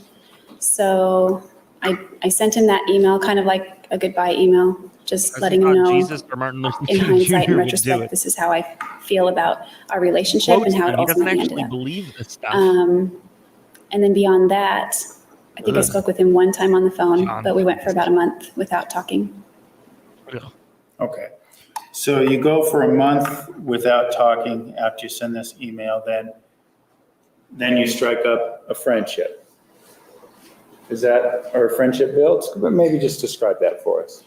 I don't recall exactly how we even rekindled our friendship. I do know that he was looking for seasonal work. And when he found out I was going to be staying in a campground, he's like, oh no, he didn't like that idea. So he came with me, not as an intention to try to get back together with me or vice versa, but to gain employment, also make sure that I was safe. I think that was my impression, but he really was looking for work as well. You mentioned, and it was questioned of you yesterday, this idea that eventually this man who you'd been involved with sexually, you got to a point where you viewed him more as a brother. Is there a way for you to put into words how you got to that point? I think with time progressing and the separation, it would have been spring, I think 2002, because it was the following spring that I was hired. And I remember Matt and I broke up around September 11th, 2001. So it was that following spring that Ventana closed. The restaurant closed. And so when the restaurant closed, Matt's income went away. And so he moved to Vail, Colorado for other seasonal work. And I stayed there and did little odds and ends things to continue earning a little bit of money. And he stayed in Vail for a while. And when I think the season was up there, he came back to Ventana and was rehired because he had been a good employee. And with that space, I think he had a trailer, and I went over there just to visit him briefly, and we kind of just laughed and joked a little, and he thought my blonde hair was weird because I didn't have blonde hair before he left, and then I did. So, we just kind of were comfortable with each other, but we were no longer intimate or physical. We don't even really hug often, or we didn't. And so we just kind of had a level of understanding that it feels like another life, to be honest, having dated him. That was then, and we're different now, and we respect the fact that we each have a past, and that past is in the past. And we're able to maintain a friendship. Ms. Arias, before we broke for lunch, we were discussing your breakups or the history thereof that you were asked about yesterday. We just finished with Mr. McCartney, so I want to move now to your breakup with Mr. Brewer in 2006. Okay? Okay. In that regard, you had said previously that probably paraphrasing here, but the relationship kind of was fizzling out or coming to an end to some degree. Is Yes, that- in 2006, yes. Okay. And was that period where, at least in your mind, it began coming to an end, was that before or after you met Travis Alexander? It was starting to fizzle a little bit before. I'd say the summer of 2006 was a big wake-up call for where I was going in my life. And Daryl and I weren't progressing in our relationship. Okay. So, but you, as you've told us before, you didn't actually end the relationship with Mr. Brewer until after you went to the prepaid legal convention in Las Vegas. Is that correct?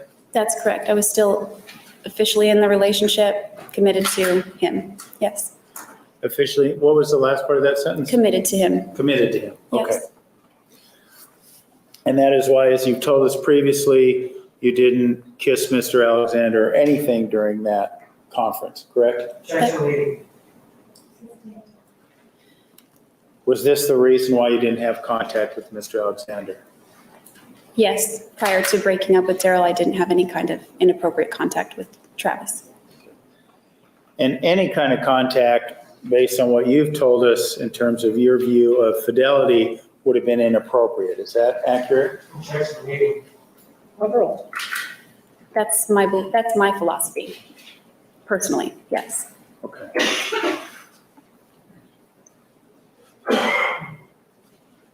So when you go back and you break and,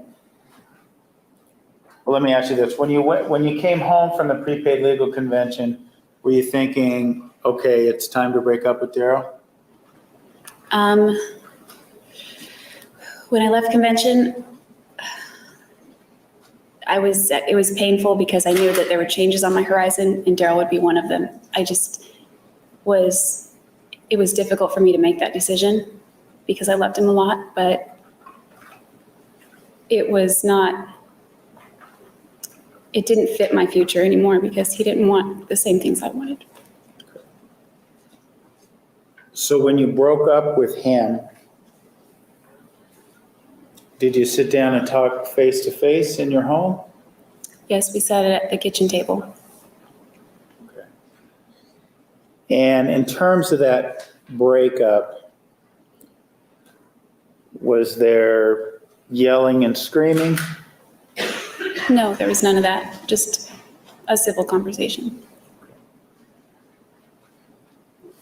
And in terms of how the relationship ended, it sounds like you would have been the one who at least initiated this conversation. Is that correct? Objection leading. Overruled in the answer. Yes, I asked if we could talk and we sat down at the table. Now, at this point in time, you and Mr. Brewer still own the home in Palm Desert together. Is that accurate? Yes, that's accurate. Okay.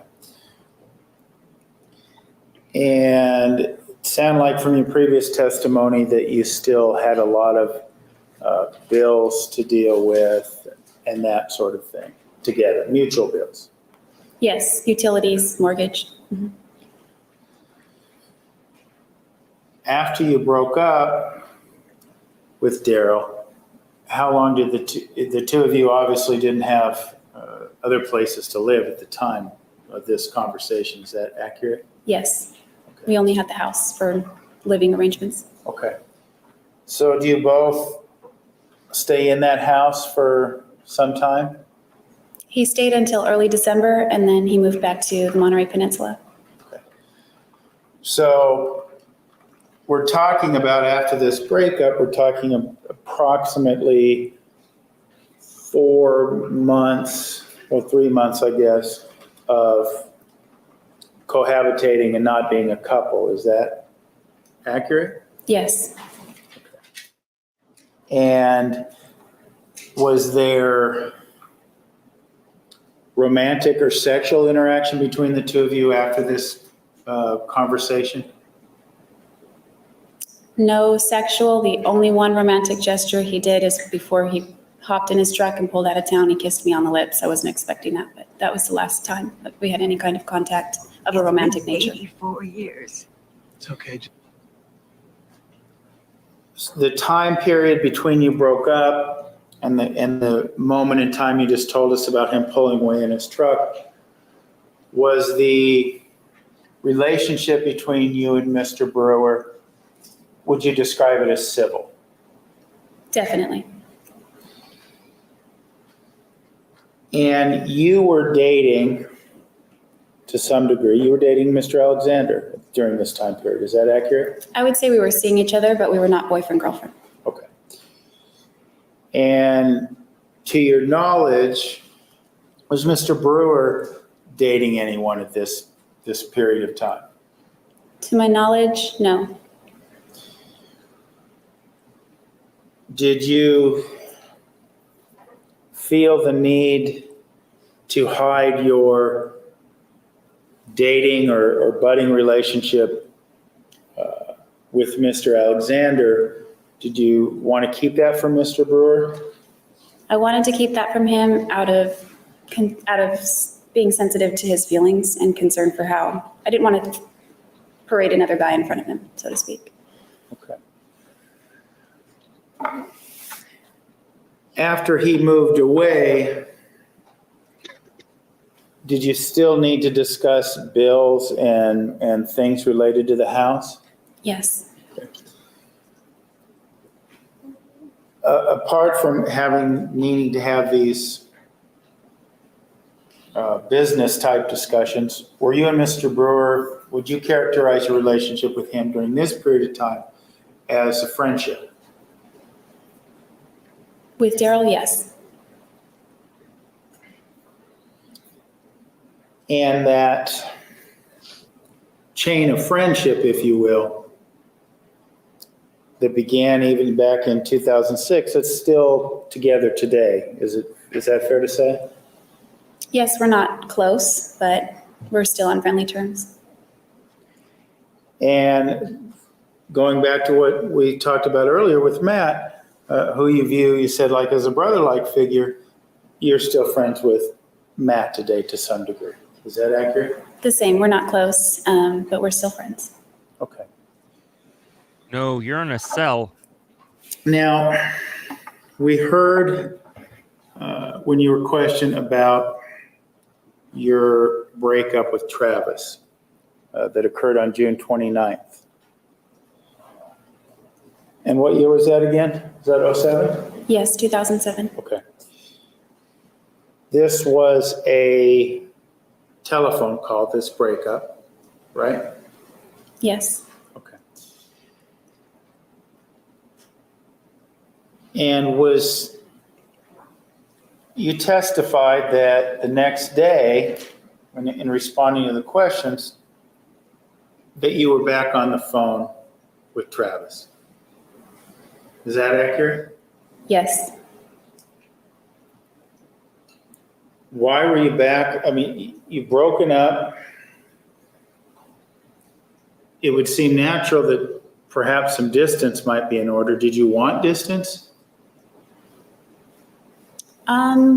Well, we were distant as far as physical distance because I was in Big Sur, California. He was in Mesa, Arizona.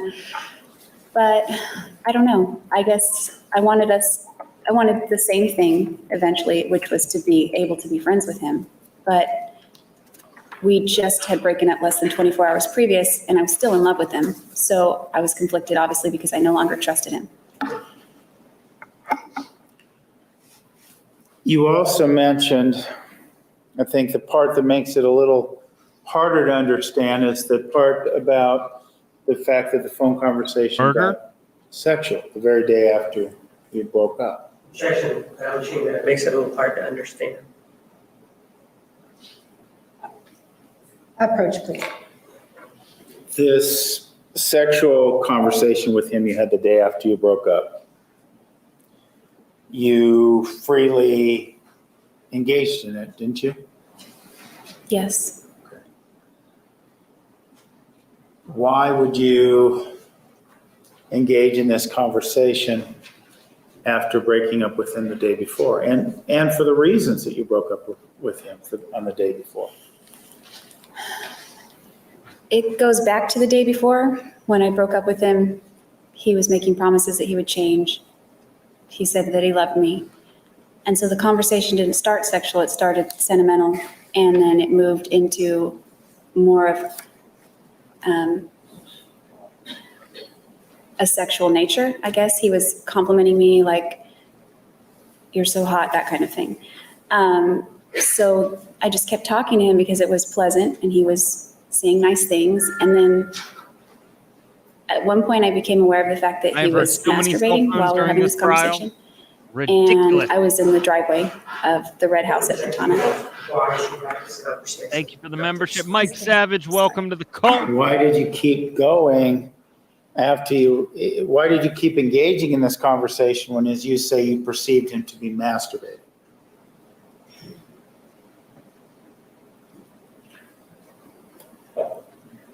I don't know. I guess a part of me felt, I had very low self-esteem at the time, and a part of me felt Not now that you're on trial for murder. he still values Facing the death me penalty? above Low other self-esteem people. doesn't come I to play guess now. that he still is attracted to me, even though, and he's trying to win me back and all these things. So I was kind of flattered by it, I guess. Okay. Now, the issue came up regarding what were termed as suicide letters. Do you recall that coming up earlier today? Yes. I want to show you a few exhibits, being 514, 515, 516, 517, 518, 519, 520, and 521. Without speaking to the content, could you just review these exhibits and verify for us that those were the letters you were referencing this morning? Yes. They are. They are the letters I They are wrote. those suicide letters you were referencing earlier? They're suicide letters and a drawing of what I wanted my grave to say.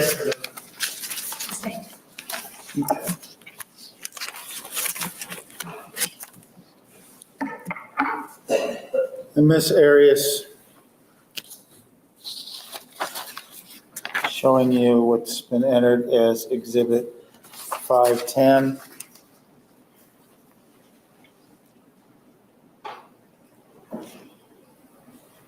Nose tears. You had been looking at that of 82607. She's obviously You've been not that contemplating nearsighted. suicide for quite some time, hadn't you? Objection made. Sustained. You've been contemplating suicide since August 26, 2007? Same objection made. Yes, during that time period after I moved to Wairika, I feel like Objection beyond scope. Has she been contemplating it since that date? The answer was yes. Sustained. You've been contemplating it from August 26, 2007 till the Target? time of your arrest? no, there was a break. And what was the break? After I moved out of Arizona, I didn't feel suicidal Yes, as the much next until trial is after Old Guy Travis passed Jr. away. And so, just so we're clear, we're talking about when you left Arizona in the U-Haul in late March or April of 2008, correct? Yes. Okay.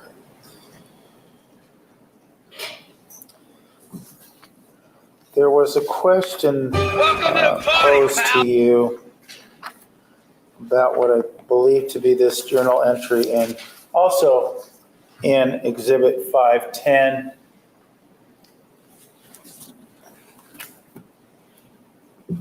about how you were staying in Rachel's tonight. Do you recall that? Yes, Being asked about that particular or that particular journal entry? yes. Okay.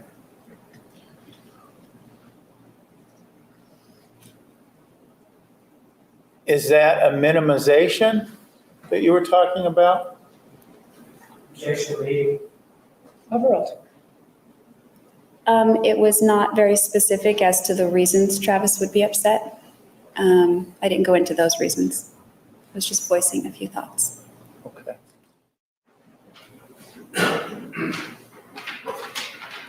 To your recollection, Ms. Arias, have you composed any journal entries that relate to the idea of not writing certain things in your journal because out of fear of what Mr. Alexander would think?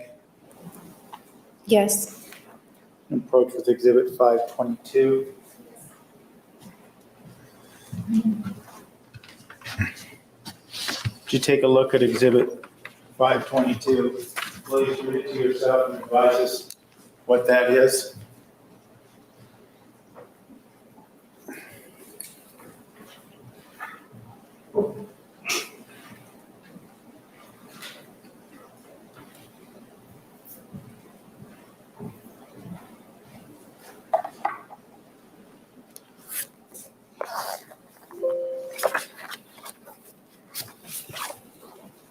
this is a journal entry that I wrote just a few weeks after a few weeks after the argument that we had, where he wouldn't let me leave the room. Objection. If she wants to give a date, that's fine. But beyond that, I would object. I remember the date. Well, the date that you wrote the entry. Oh, the date, I'm sorry. It's 11/5/07. And was that your entire entry for 11/5/07? It appears that this entry is complete, and the next one, it shows part of 11/6. Okay.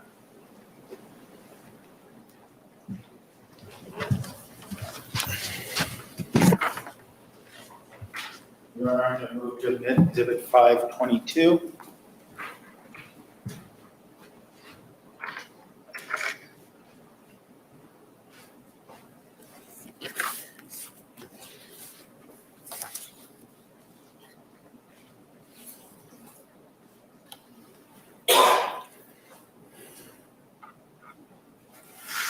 I have no objection. It was admitted.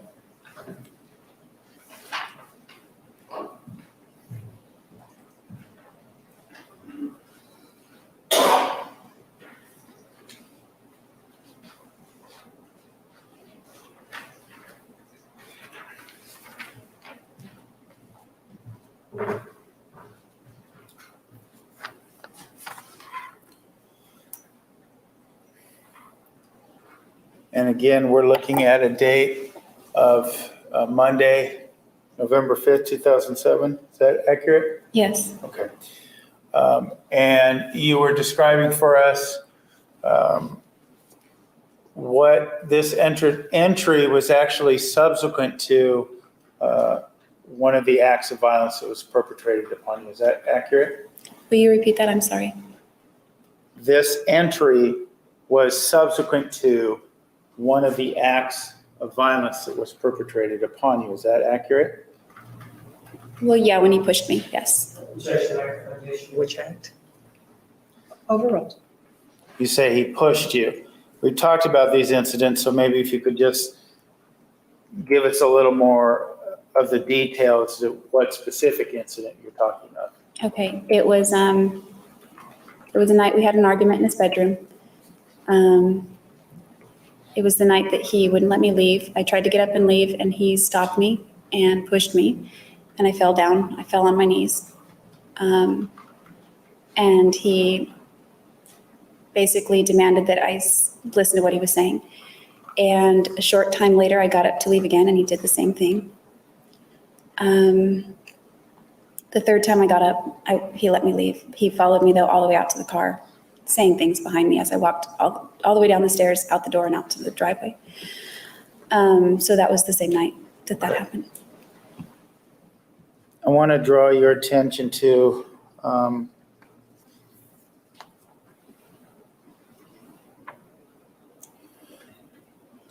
there is a paragraph that begins with the number 2. Do you see that there? Yes, 2 nights ago? yes. And I'll move it for you when need be, but if you could be so kind as to read that area to us. 2 nights ago, I called Travis to say goodnight and right on the outset of the conversation, he made a point in making it clear to me that he didn't mean all of those harsh words he said the other day. Okay.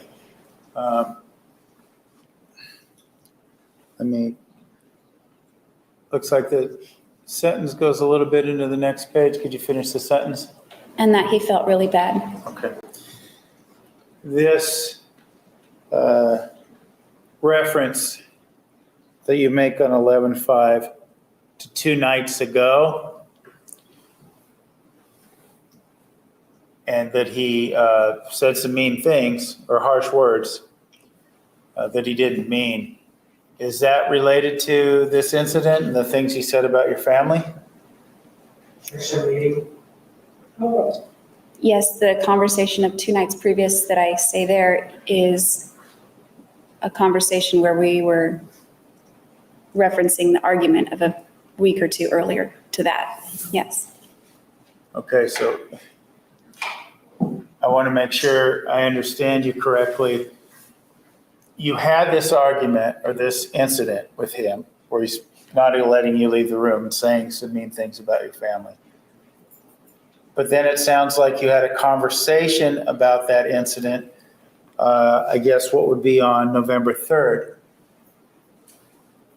Is that correct? Yes, that was after he found the negative things I wrote about it and made me tear it out. And I think it opened his eyes to some things. Okay. So this isn't a reference to the violence in the bedroom. It's a reference to a conversation you had sometime later related to the violence in the bedroom and the removal of things from the diary. Yes, and then I documented that conversation 2 days later, which would be the 5th. Okay.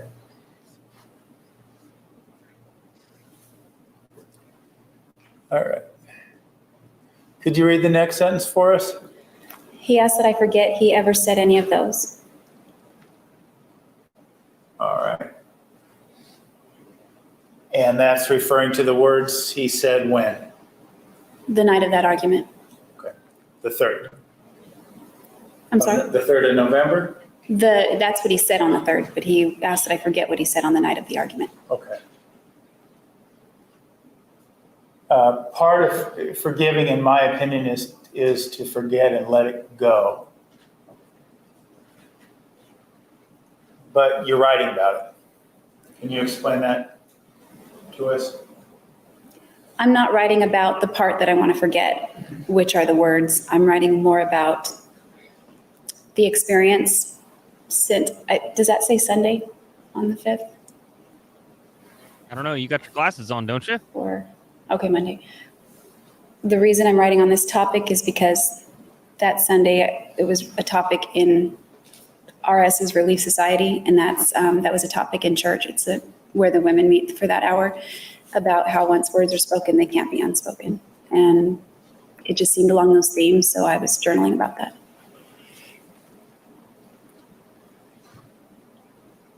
Picking up right here where he says, even now, could you read that sentence for us? Even now, even still, I'm haunted by those words as another statement just popped into my mind. And again, just for clarification, are we talking about words that were said on the 3rd or words that were said during this violent altercation, or are we talking about both? Will you repeat that? I'm sorry. The words, you say the words that were spoken still haunt you. Yes. And so which words are you referring to?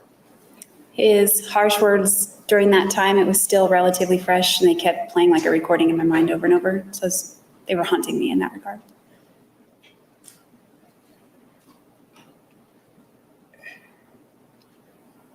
You say that, start reading from the sentences, I won't write it down. I won't write it down, however, as I promised Travis that I wouldn't do so as part of forgetting it. When did you make that promise to him? The day that he tore out the entry where I wrote the negative things about that night, the night of the argument. And that is what we saw in terms of the pages that were removed from your diary a few days back? I don't think those were the specific ones, but they are in there. Yes, there were some pages torn out. All right. Now, referencing back, you were asked a couple of different questions about men whom you had an interest in, we'll say, the spring of 2008, after you moved back to Wairika. Remember being asked about some of that? Yes. Okay. And you mentioned an individual by the name of Steve Carroll. Yes. Okay. And if memory serves, that was an individual that you met through a website called LDS Linkup. Is that? Yes. Okay.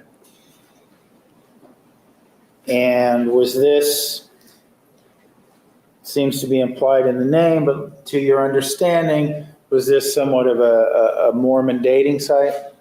Not necessarily dating. It's a Mormon social networking site. So it could be for dating, friendship, family, any of that. And you, in the spring of 2008, even after breaking up with Travis, you can still identified yourself as a member of the Mormon Church. Is that accurate? Yes. Okay. And you had mentioned that the church encouraged you to date as much, maybe date's not the right word, but to interact as much as possible. Is that accurate?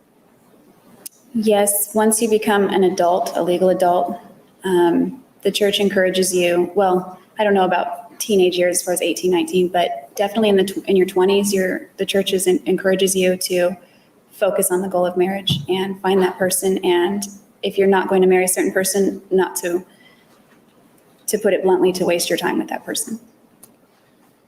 And when we're also talking about interaction as well, we're talking about very innocent, if you will, dates. Yeah, I never physically met Steve Carroll. It was only online and brief. But as far as dates, as far as the church policy, they encourage dating. As far as going out on dates in public places, not places where you might be led into temptation, that kind of thing. Okay. So in this time period then, in the spring of 2008, you would have been how old? 27. Okay. And we kind of heard at least how 30, 31, that kind of age was a magic number, if you will, for single Mormon men, correct? I wouldn't say a magic number. It's more like a dreaded number. Okay, a dreaded number. So you were at a point in time in your life at this time where were you also at a point in time in your life where you were also seeking marriage and family because you were getting close to this number, this dreaded number as well? Yes, I wasn't as close as Travis. The number applies to both men and women. You're expected to be married by that age. Not everyone does get married by that age in the church, but it's more or less expected of you. And obviously I was getting closer by the day. And when I ultimately make the determination of whether or not I would want to spend my life with someone, I would need plenty of time with that person first. I can't just pick somebody and say, let's go. So, She had the scope of the question, whether or not she dreaded the date or she. Well, I guess one of the things that makes 30 a dreaded number in your church is not turning 30, but it's turning 30 and being single. Is that accurate? turning 31 and being unmarried. Okay. So at age 27, you weren't seeking to avoid turning 30, but you were seeking to be married and start a family before that age. Is that accurate? Yes, 31. It's 31. Okay, 31. But yes, that's accurate. Okay. So in that regard,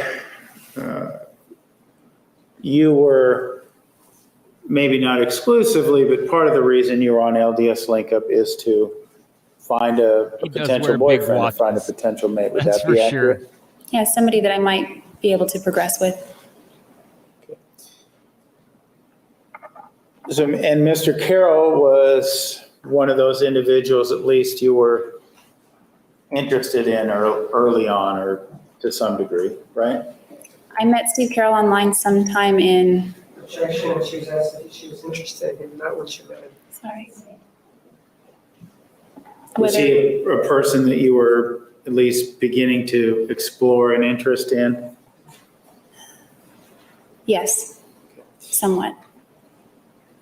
And at that point in time, Mr. Dixon, we've heard about, was only a friend and not a romantic interest because he was not a member of your church. Is that correct? I can't say that my interest in him was not romantic, but it was something that I would not pursue because he was not a member of the church. So I kind of put a stop loss on any feelings that may have developed had we gone that route, but we never did. Okay. And Mr. Burns was another individual, Ryan Burns, that you were interested in at this point in time as well. Is that accurate? That's accurate. Okay. But I want to be clear as well. You hadn't even met Mr. Carroll in person, correct? That's correct. We just emailed a few times. And apart from meeting Mr. Burns at a business meeting in Oklahoma City, you had not met him in person again since that initial meeting. Is that correct? That's correct. A meeting I didn't even remember, actually. So at that point in time, really, this spring of 2008, based on what you told us, would it be correct to assume you wouldn't have identified yourself as having a boyfriend at that period of time? That's correct. In that regard, in this period of time, what was Mr. Alexander to you? He was my ex-boyfriend. He was kind of like a best friend in a way because we were still very close. The best way to put it is that it was complicated, but we were not in a committed relationship. Had any of these, well, you were still having sexual interaction with him, at least over the phone, as we heard in May of 2008. That's accurate, right? Yes, that's accurate.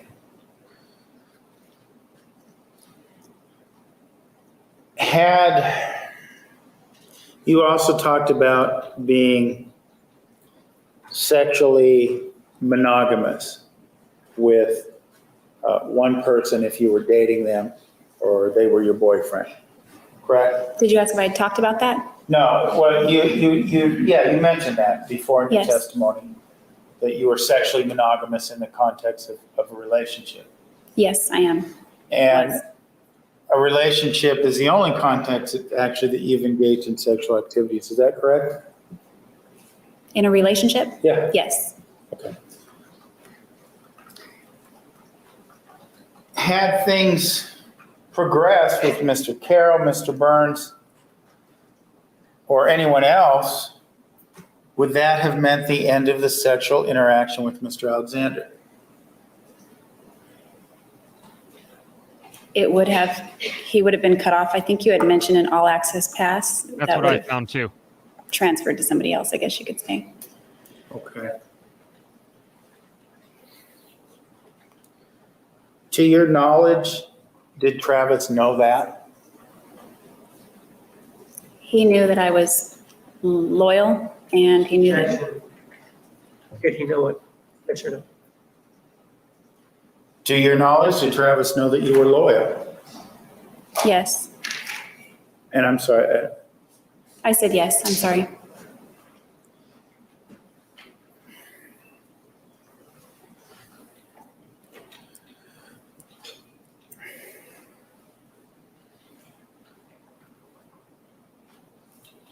talking about the trip that you began on June 2nd,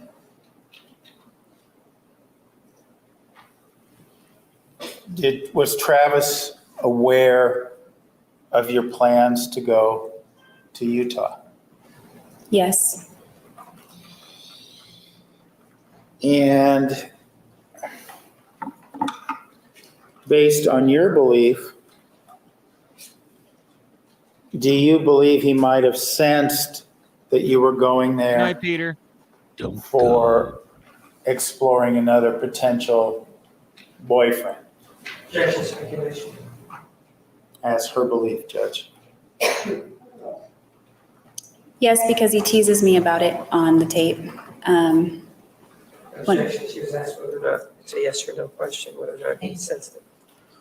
Why did you sense that he had this suspicion? And now for something completely different.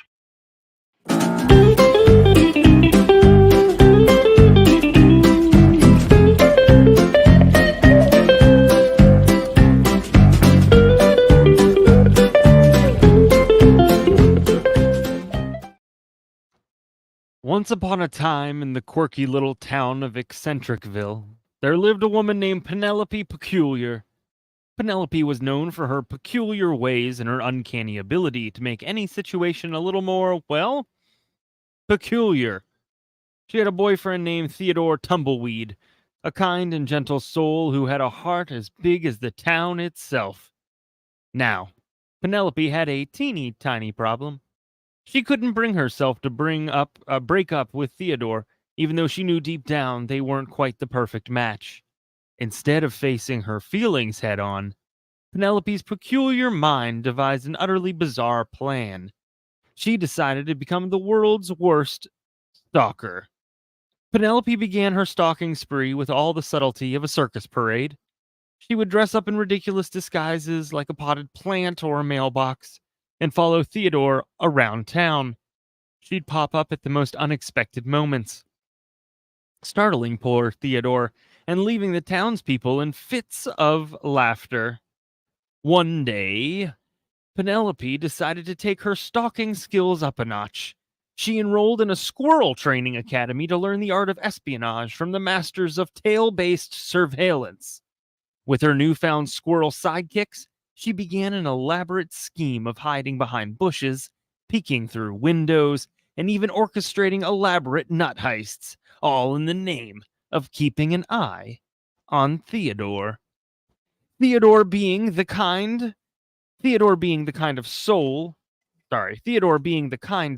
that he was blissfully unaware of Penelope's antics.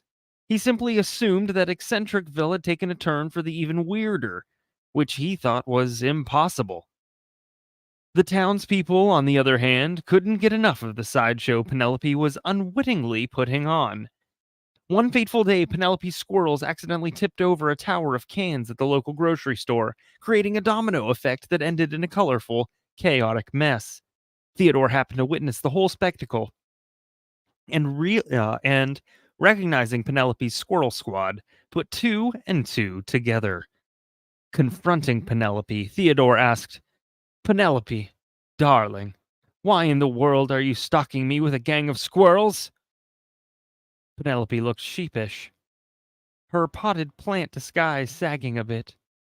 Well, you see, Theodore, I just couldn't bring myself to break up with you. So I thought if I followed you around and made sure you were safe, I could still be a part of your life in some way. Theodore couldn't help but chuckle at Penelope's bizarre reasoning. Oh, Penelope, you've certainly outdone yourself this time. But you know what? Instead of all this stalking business, how about we sit down and have an honest conversation? And so Theodore and Penelope sat on a park bench, surrounded by curious squirrels, and had a heart-to-heart chat. They laughed about the peculiar turns their relationship had taken, and admitted that it was time to part ways amicably. They both realized that their unique personalities were better suited for different paths in life. As Theodore walked away from the conversation, he turned back and said, Penelope, don't be a stranger. You're one of a kind, and I'll always remember our peculiar adventures together. With a wistful smile, Penelope waved goodbye, and from that day on she retired her stalking antics and embraced the eccentricity that made her special. She even started a new hobby, teaching squirrels aerobics, a class that became the talk of Eccentricville. And so, in the town where peculiarity reigned supreme, Penelope found her own path, and Theodore continued spreading kindness wherever he went. As for the squirrels, well, they became the fittest, most agile critters in town, all thanks to Penelope's peculiar brand of friendship.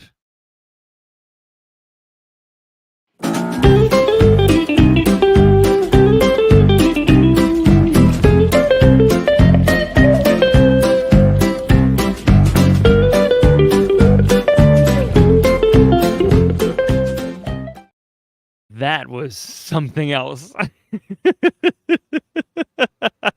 And if you just joined, well, I'm not going to explain that to you.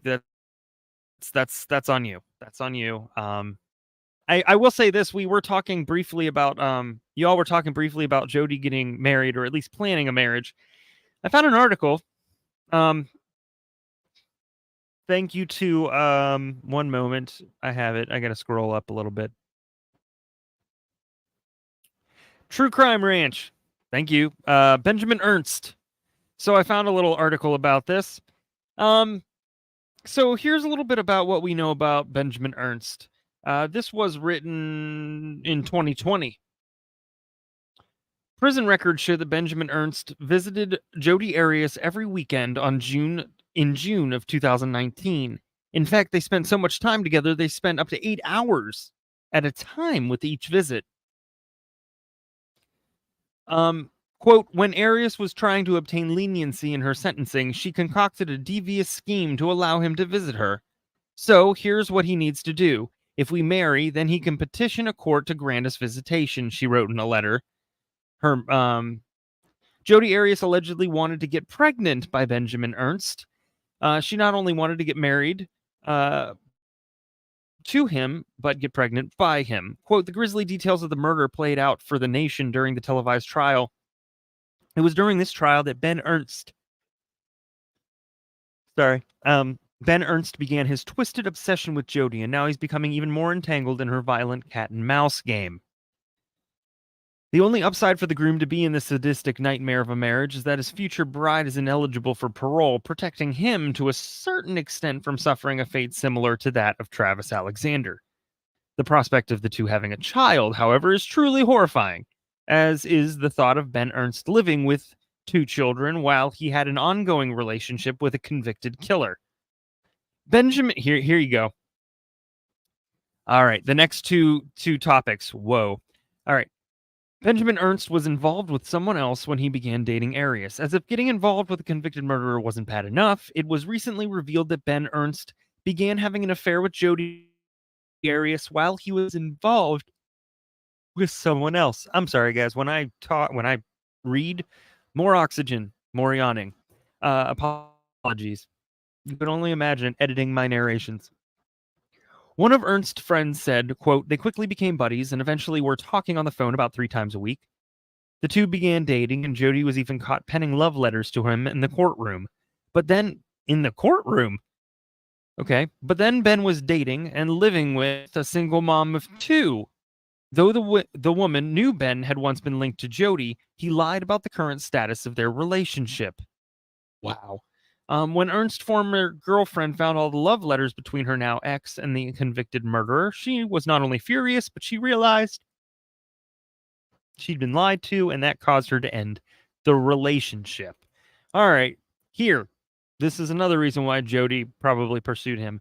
Even though Ernst is apparently a wealthy art dealer. In what should come as a surprise to no one, Benjamin Ernst has a shady past. Back in 2015, he'd been arrested and charged with 4 misdemeanors, including driving under the influence. The local news report also reported that it was his second drunk driving arrest in just as many years. The 2015 incident, which involved Ernst using his black BMW to smash up other cars before driving away, was so awful a Davenport, Iowa police officer had to get involved and discharged his weapon. Oh, good night. What? Yes, that's it right there. The Jodiacity of it all. Maybe Jodacity? The Jodacity, maybe. I'm trying to figure out what he looks like. 1 second. They didn't really give you any information specific to him. Oh, nope. I found his mugshot. Hold on, wait a second. Oh, here's a bit from her writing to him while she was in court. In parentheses, okay, I'm in court now, so I must cut. You know what? You know how she has those miniature golf pens, those mini golf pens, the putt pencils. It really looks like these were written by. Here, I'll just hold on. 1 moment. I'll just make this full size, and that'll be the end of that. Okay. Add to stream. That's what he looks like. What a champ. In parentheses, okay, I'm in court now, so I must cut these silly musings short. Ben, I love you so much. I'm a lucky lady. You mean more than the world to me. Must run. XXOO heart. Jodith. Can't see that middle. Arias Sith. Oh, hold on a second. Jodith Ariasith. It must be like a thing. P.S. Don't forget your gratitude. November 4th, 2014. This must have been during the appeal. Or the second trial, rather.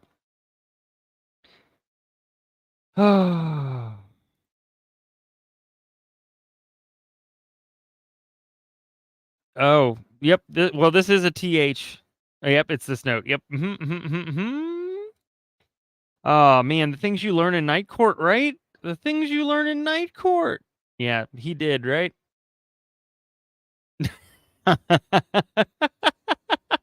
I don't really get it because I feel like it's from day court, but I don't have to. It's okay. Yep, that's the champ. That's the champ, and what he looks like. Nope, that's not what I want. That is though.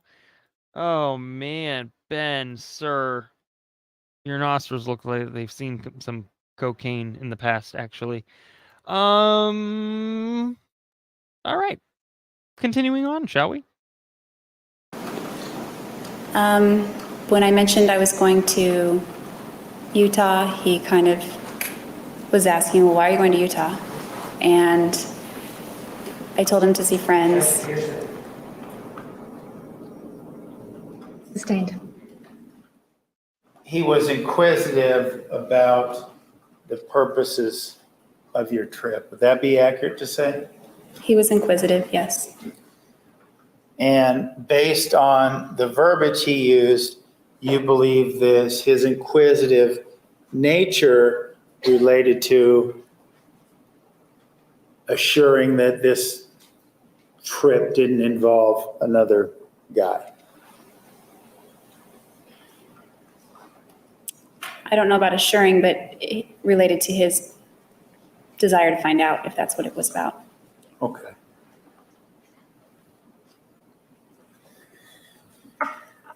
You were also asked about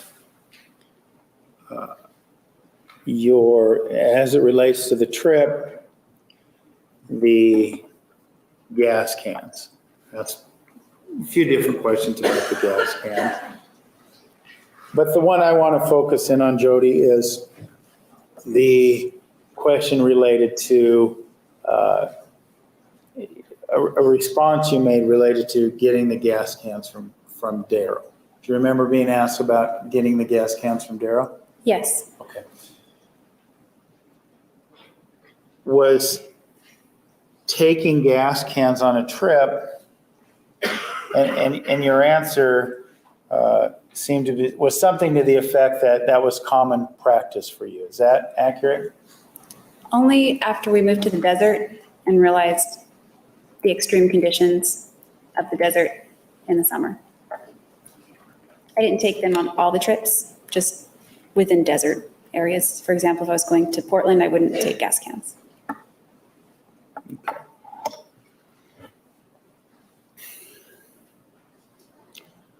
Now, as it relates to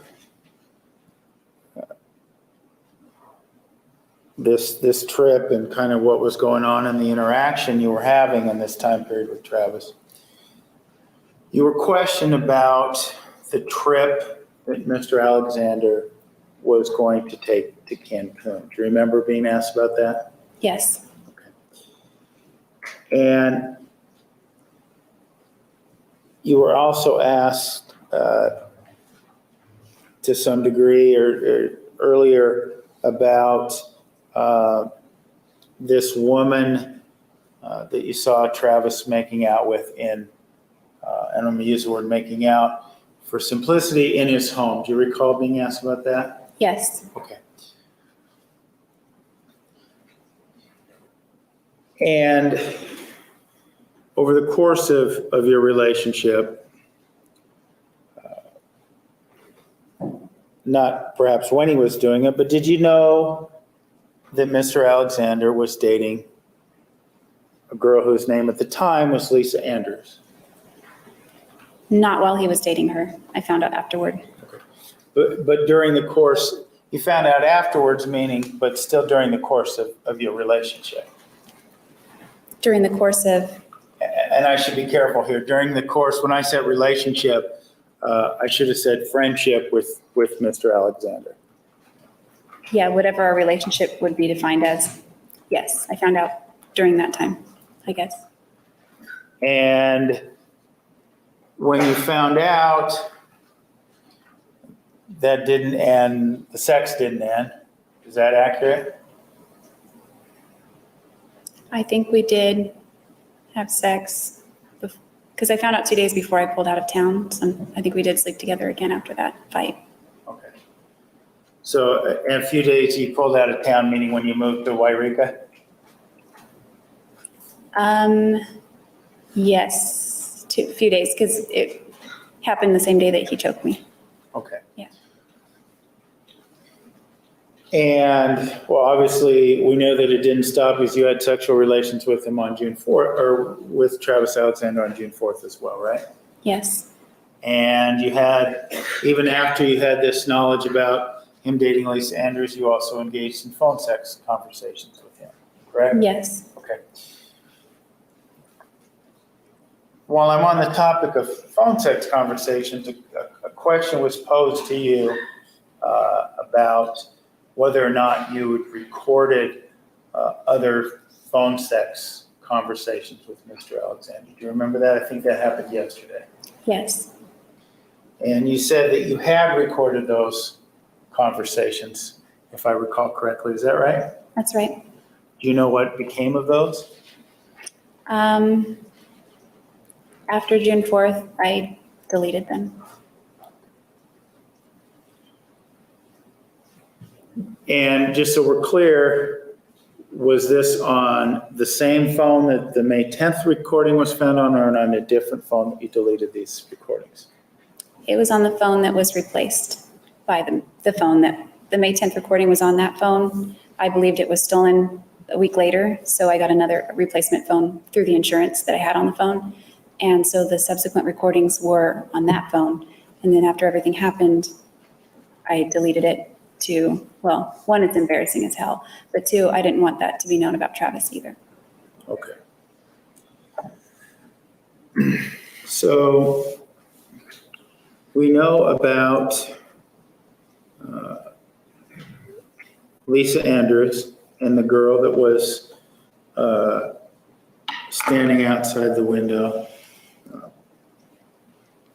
You also, and without going into names, you also mentioned that Travis had an interest in having a threesome during your relationship. Is that correct? Yes, And that involved another woman, correct? yes, Okay. And you told us that that was something that you were, I believe your words were, willing to go along with. I'm not sure if it had gone up to the moment, if I would have gone along with it or not, but I entertained the idea with him. Okay. And on this I got a fever, phone call as well, and the only prescription is more cowbell. before we talk about the phone call, you had told us that you knew about the trip to Cancun. I think it was, you said somewhere in the ballpark of a year before it was to take place. Is that correct? Yes, it was announced right around the time that he and I broke up.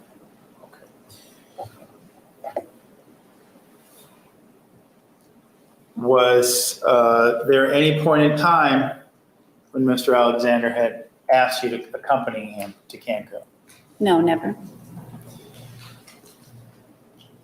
And did the idea of going to Cancun with Mr. Alexander, was that something that did you ever ask him, I'd like to go to Cancun with you, or something to that effect?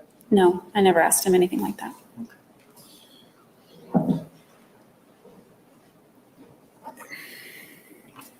When did you know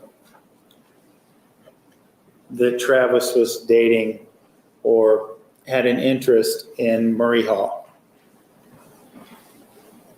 It was sometime in late winter, early spring, 2008. It was sometime, somewhere in the first quarter of 2008, I would say, but it was before we went to convention. I remember that. And you still engaged in sexual behavior with Mr. Alexander even after that knowledge, correct? Correct, yes. And at some point in time, well, you knew that his interest in her, was it your understanding that his interest in her was more than fleeting, shall we say? At first, he didn't tell me a lot. He just showed me pictures of her.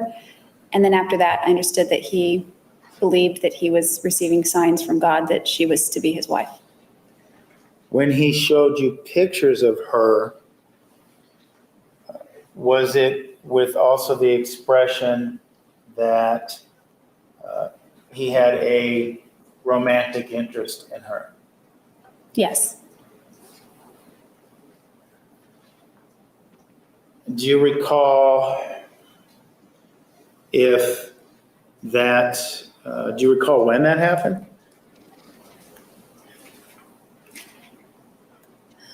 When he showed me the pictures? Yes. Oh, it would have been in early 2008. I don't recall exactly the month even. Okay.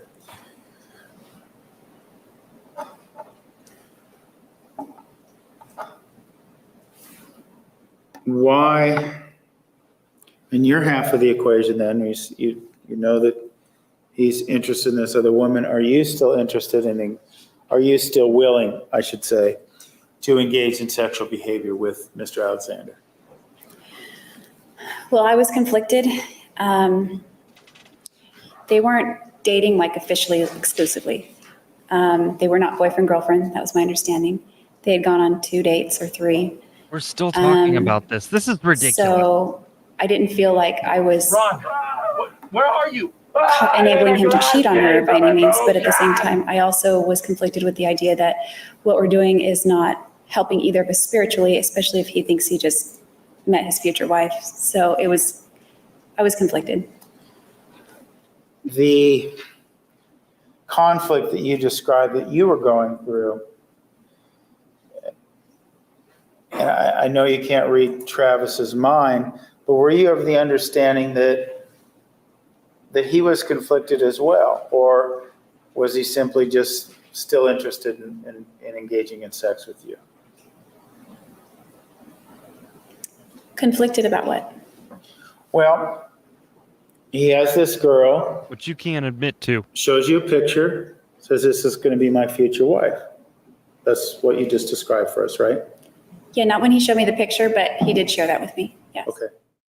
Yet, he never stopped, based on what we heard in May 10th, and through your testimony. Somebody pulled it out and blew in the cartridge. He never, to your understanding, Put it back in. lost a desire to have sex with you. Is that accurate? That's accurate.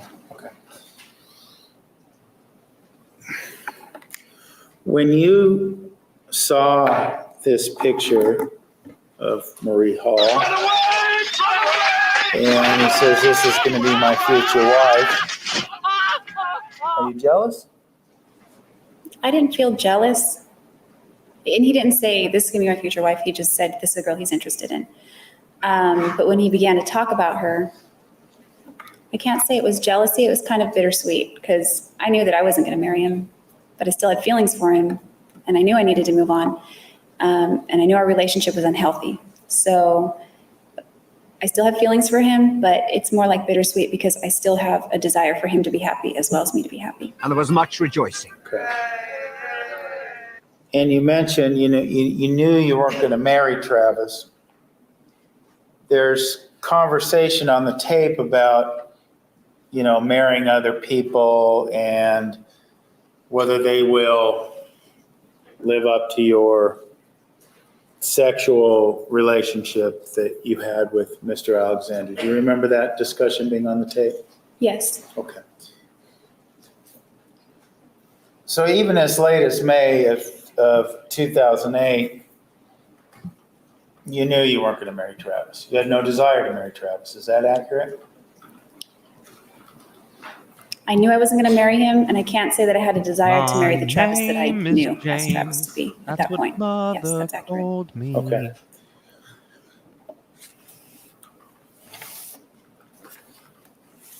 The fact that, back in 2008, in the spring of 2008, you said Travis never asked you to go is what he's trying to do. Did you have a passport at that time? Yes. You could have gone? Okay. Did you have ever, as it got into May and June of 2008, did you ever have any expectations that you would be going on this trip? No, it was never a discussion. Because international travel would take some preparation, correct? Yes. It's mascot water jug. Were you What I drink when I mask. jealous in any way that he was taking Miss Hall to Cancun? I didn't know he was taking Mimi Hall until after If this June was 4th. YouTube, Until after sure. June 4th? Yes. But where I'm playing this from doesn't even allow you to have Did you subtitles. ever, without telling us his response, So, did you ever inquire accessibility, what, not exactly who are you top of the taking? priority list for I them. did mention it after I moved back to Wairika, and that's when he mentioned the babysitter of his friends. Okay.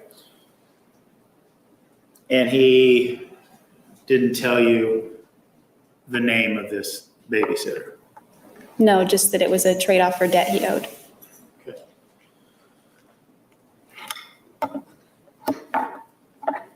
What was she? Now, you babysitting? spoke about, Don't answer that. in response to one of I don't want to know. the questions about having unconditional love for Travis. Do you remember speaking about that? Yes. And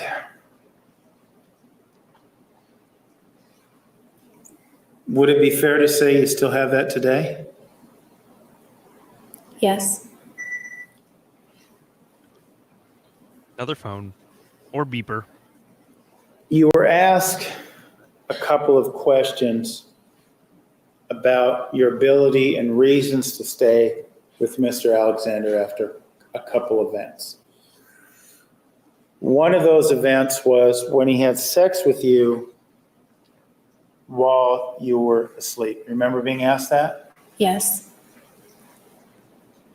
My question to you then is, was it that unconditional love that allowed you to keep being with him even after that point in time? There may have been an element of that, but it was more because at that time I was in love with him. So, and I was already familiar with him physically, emotionally, his personality, all that. I was familiar with him in a lot of ways. So when that happened, and because I was in love with him, it didn't feel like he had I run a violated dog me therapy in program at a a big way. hospital. Like it was something that just happened, not necessarily intentionally, kind of by accident. Oops, let's move on and not do that again, was kind of how I looked at it. The question then, I guess, if you could describe for us, what do you mean? How I asked you about unconditional love, and you said it was because you loved him. What's the difference in your mind? Between unconditional love and being in love? No, between love or being in love, however you want to phrase it, and this unconditional love that you speak of. Well, I think there are different kinds of love. I have unconditional love for my family members, friends. Do you? I think I'd mentioned before that I have a certain, like there's an advancement, I guess you could say I have a certain amount of love for everybody. Travis, it was a deeper unconditional love because I had, personally inside, I had a desire to see him be happy. And then being in love is a little more intense. I've never been in love with more than one person at a time, so it's an individual thing or experience for me. And it feels good, that kind of thing. Okay. You mentioned, you were asked about being able to stay with him after seeing what you saw him do in January 2008. Was that being in love, or was that the unconditional love that allowed that to keep going? I don't know how much I was still in love with him by that time. There was definitely unconditional love, and it was strong. That's it. Stop. I'd say there was still an in-love element there, but it wasn't as strong as it had been 9 months earlier. It sort of began to wane. She doesn't know how to stop. A bit. Okay. You were asked about He's literally teeing up these home runs that she could Travis answer and his, and she's like destroying sex and its correlation to anger and the de-stressing that was brought up in your answer. Do you remember that? Yes. If there was a verbal equivalent of tripping up the And stairs, be doing it. I want to know a little more clarification when you say, and you made a comment that this was like code in your relationship. De-stress was like a code, right? Right. Okay. So maybe you could help us by breaking that code, what de-stressing meant. De-stressing No, means please to don't. relieve stress in any form through sex. Okay. Game Through over, any man. Game over. form of sex. No, through any form of stress, through sex, I guess any form. Whatever meant his climax, because that would help him relax. Okay.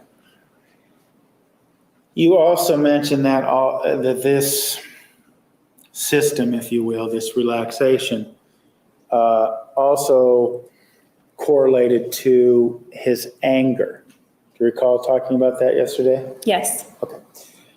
So can you explain that to us?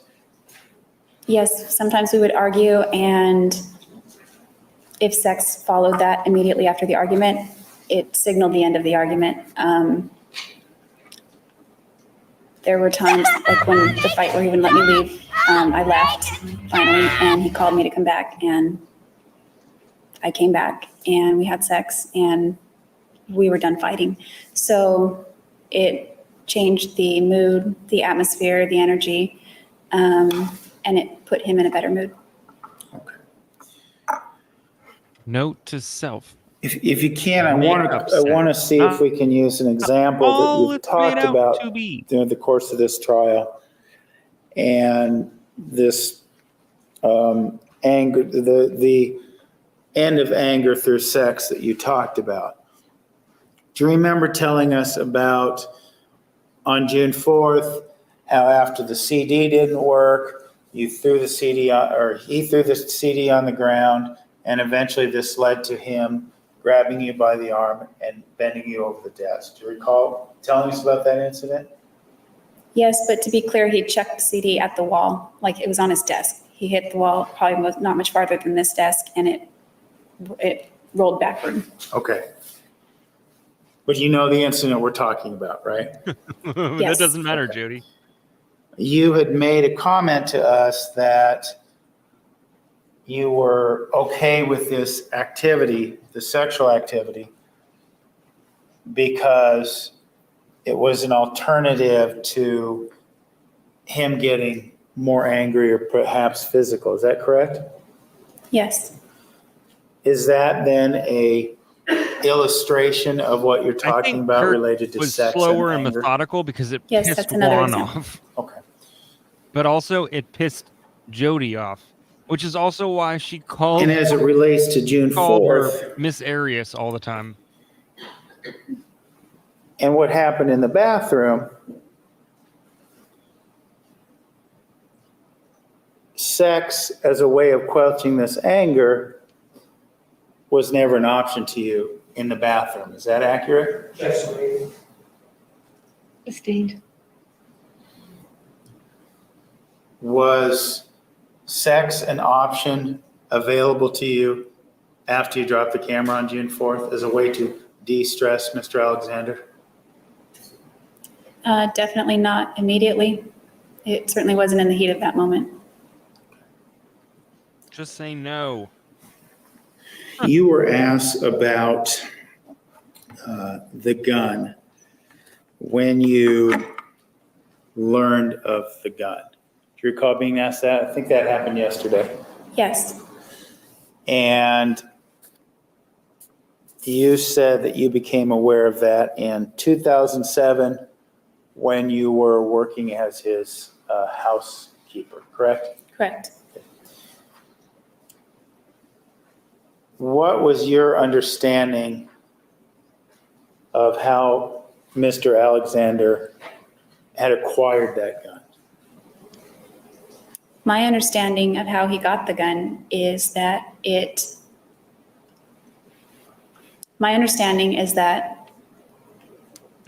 What's your understanding, his Jodi? father used to, Come on, Jodi. Hearsay, that's all of this, No, it's her understanding, it's not his statements. based on hearsay. Approach, please. Uh-oh. Going to the principal's office. Miss Arias, the gun you discovered Mr. Alexander owning, was it your understanding that his ownership of said gun was to be kept secret? yes, Am Now, I not turtly enough for the Turtle Club? continuing on the line of questions, you were asked as it relates to June 4th, Turtle. there was a question about you deleting photos from the camera. Do you remember hearing that question? yes, And we heard earlier in your testimony in this regard that you were a budding professional photographer, correct? yes, budding professional. Girl, you didn't even have a stem out to ground yet. That seed ain't even. Oh my God. You gotta germinate before you can bud, girl. And you ain't none of that. You were thrown into a desert.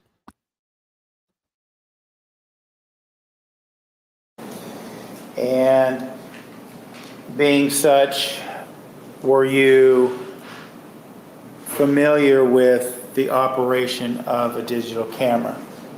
Yes. To your knowledge, how and or where are images on a digital camera saved? On the memory card?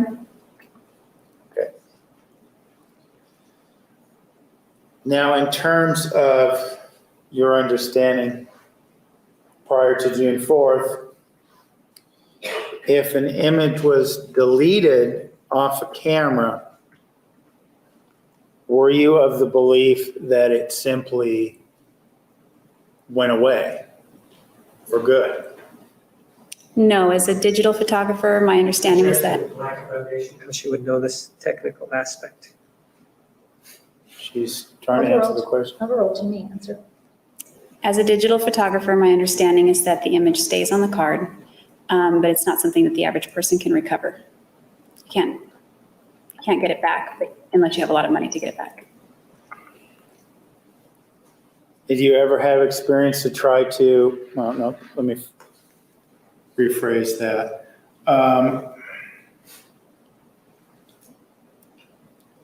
Based on the fact that we saw the camera in the washing machine and it had a memory card in it, you didn't take the camera with you, did you? Objection to the meeting. Overall, to me, answer. No, I did not take it with me. Now, it was question of you regarding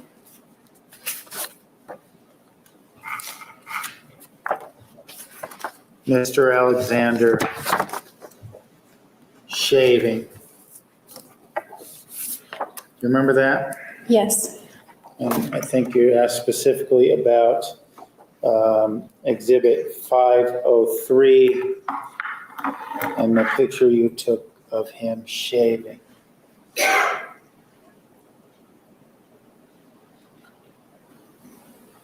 Remember seeing that picture a couple days ago? yes, Okay. You had made the commentary that Mr. Alexander shaved the old-fashioned way. When you made that commentary, were you talking about the old hot towel and razor treatment, or were you talking more about just a razor in general? I guess when I saw the shave cream, it just reminded me of the old-fashioned way. I know that sounds silly because shaving cream is always used, but that's what I meant when I said that. Okay.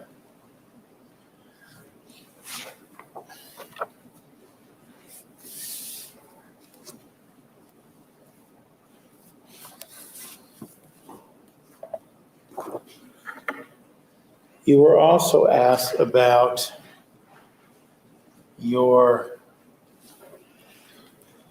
the gun coming into your hands that you grabbed from this closet, correct? Correct. Okay. And your testimony was that the gun was up in this area somewhere, correct? In the corner, correct. Okay. Now, you were asked about whether or not it was in a holster or not. Do you recall that for sure? On the day of, Maybe she was asked about the gun and she indicated it was in a holster. Sustained. Are you sure that it was in a holster? on the day of, I don't remember whether it was in the Would you like holster to or fix your not. lies, Jodi? When I first discovered it, I don't recall seeing it in a holster, but at one point it was in a holster. Yes. Now, you were asked about some of the cleanup efforts you made. Did you ever, to your recollection, straighten anything up in the closet? Not to my recollection.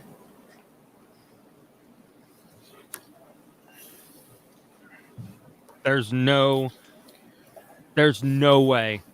It's not You a also thing. mentioned as it relates to this, or you were also asked, I suspect, as it relates to this incident, this question of I think we all did at the same time after looking at cocking those the shelves. firearm, doing anything to it, and you said you didn't recall doing anything of that nature. Do you recall saying that?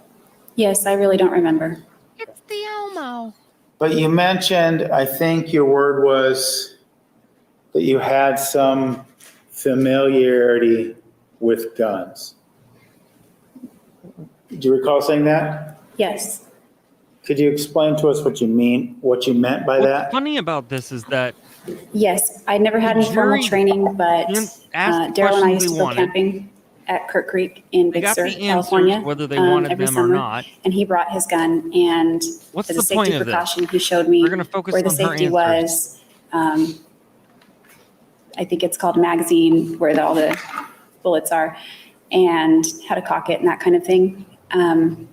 I know there are different kinds of guns, but that's kind of the extent of the familiarity I had. And also the shop owner who sold me my 9mm, well, I guess we're talking prior June 4th, so that was after. But other than that, I had a general familiarity, but not, I know that guns, each gun type is a little different. So I couldn't tell you too much about it, just more than much beyond point and shoot kind of thing. You were also asked about where various items went on June 4th. The camera being one of them as it relates to this photograph. Does this photograph display Yeah. for us where the gun was? Is that area covered in the photograph? The gun? Or No. excuse me, the camera. Yes. Could you point to that where the camera went? I was right about, the mat used to be right about here, and I dropped it on the mat and kind of bounced by the tub. Okay. This object here, Yes, that one. is that the mat? Yes. Dude, Now, can we not? for sake of clarification, since we've been talking about mats, was there Can we a not? separate one for the shower and one for the tub? Or is it just one mat?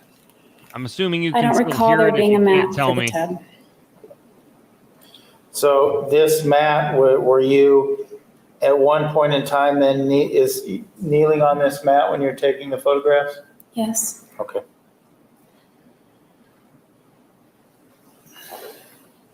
Sorry about that, guys. I didn't see that on the far left until too late. Now, you were asked about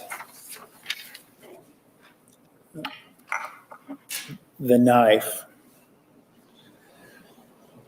The knife, to your recollection, was the knife ever with you in your car? Not at any point in time, ever, to my knowledge and recollection. Did you ever have any knowledge or recollection of disposing of this knife at any point in time? Not disposing of it. The only vague recollection I have is putting a knife in the dishwasher. And again, I'm not sure if I'm confusing that with another time or if it was that day. It's Okay. You were asked various questions about June 4th as it related to some other incidents that you'd experienced with Mr. Alexander. Do you remember that? yes. Related to other violent incidents? Yes. Okay. And one of Don't the worry, you got things that came less up than 10 minutes, and then is it's your response Juan's to these turn. questions in whole was that this was different. He kept coming. Do you remember testifying to that? Yes.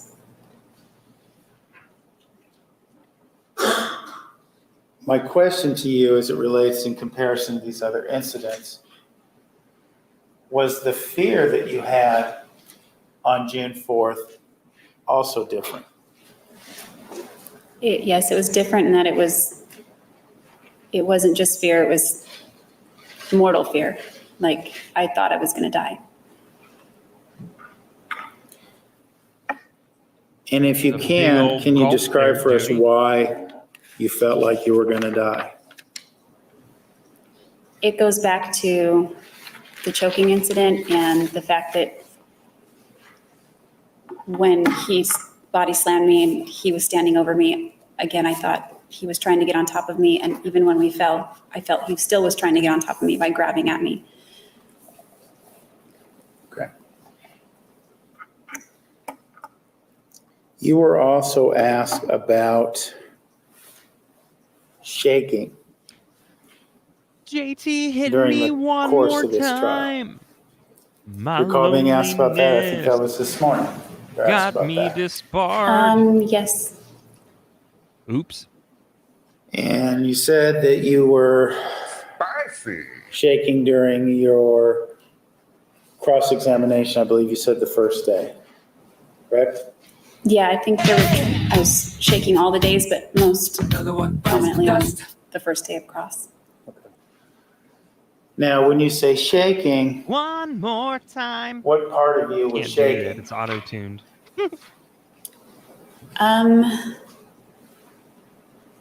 My whole body trembles.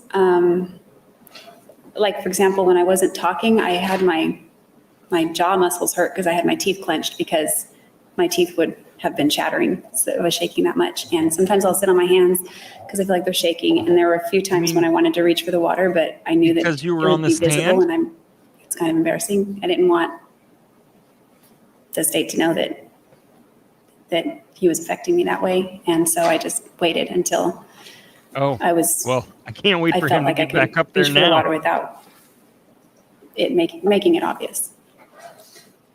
Get ready. So you attempted to hide the shaking from everyone in the courtroom. Yeah, I tense my whole body so that I'm not shaking. I try to like have a physical control over it, although sometimes it's difficult. This sensation of tensing your body so you didn't shake, did you ever do that when Mr. Alexander was being physically violent with you? I don't recall attempting to stop it the way I try to now, but I don't know. Okay.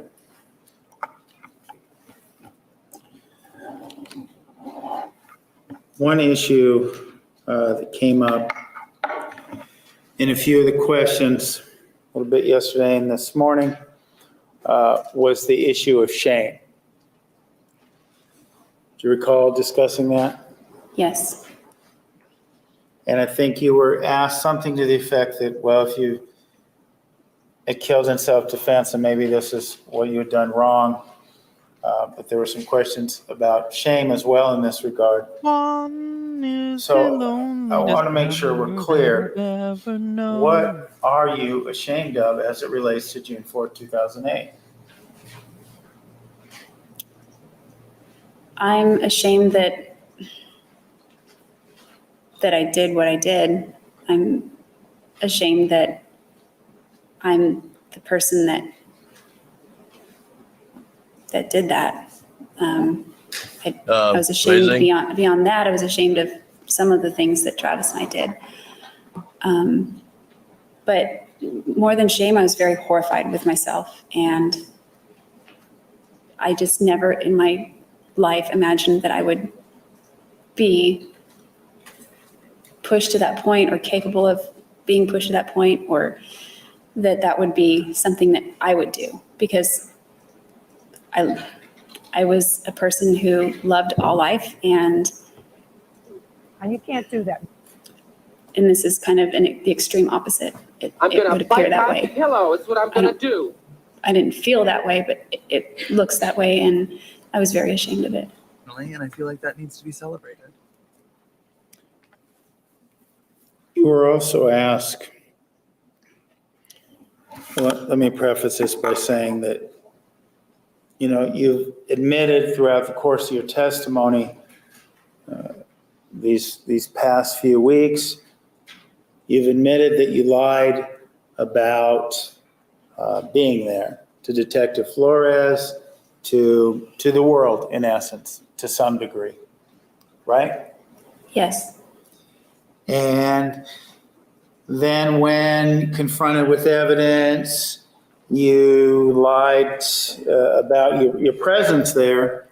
You lied to Detective Flores and ultimately on national TV by saying that two intruders came in the home and had caused Mr. Alexander's death. Or you recall doing that and admitting to lying about that? yes, And you perpetrated that lie, as we've heard throughout this trial, for a long time. Isn't that correct? throughout the trial, no, but throughout the case, No, throughout the case. yes.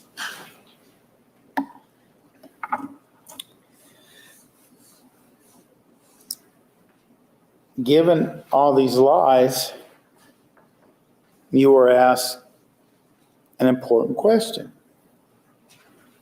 Why should anyone believe you now? Remember being asked that? Yes. So, Jodi, that is the ultimate question. Why should anybody believe you now? Did she just roll her eyes? Like I said before, I lied a lot in the beginning, and each of those lies tied back directly to two themes. Travis and protecting his his reputation. There it was. Um, There it was. There it was. You heard it right. Freudian slip. There it was. That's how she felt. All right, we're going to rewind to get the eye roll, and then you'll hear the Freudian slip too. Should anyone believe you now? Remember being asked that? yes.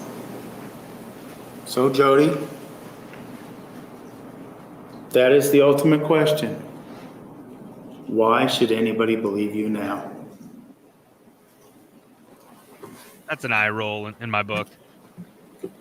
Like I said before, I lied a lot in the beginning, and each of those lies tied back directly to two themes. Travis and protecting his his reputation, and my own partially, and to relate it to any involvement in his death. Oh, God. So I understand that there will always be questions, but all I can do at this point is say what happened to the best of my recollection. And if I'm convicted, then that's because of my own bad choices in the beginning. Scope and relevance and basic province of the jury. Sustained. No further questions. Yes, you may follow up. Yeah, I bet he wants to as well. Now, one of the things that you told us was that you're going to tell the truth, the whole truth throughout this proceeding. Do you remember that when you took the oath? Yes, to the best of my recollection. Am I asking you to the best of your recollection that you took the oath, ma'am? Objection, argumentative, Judge. Sustained.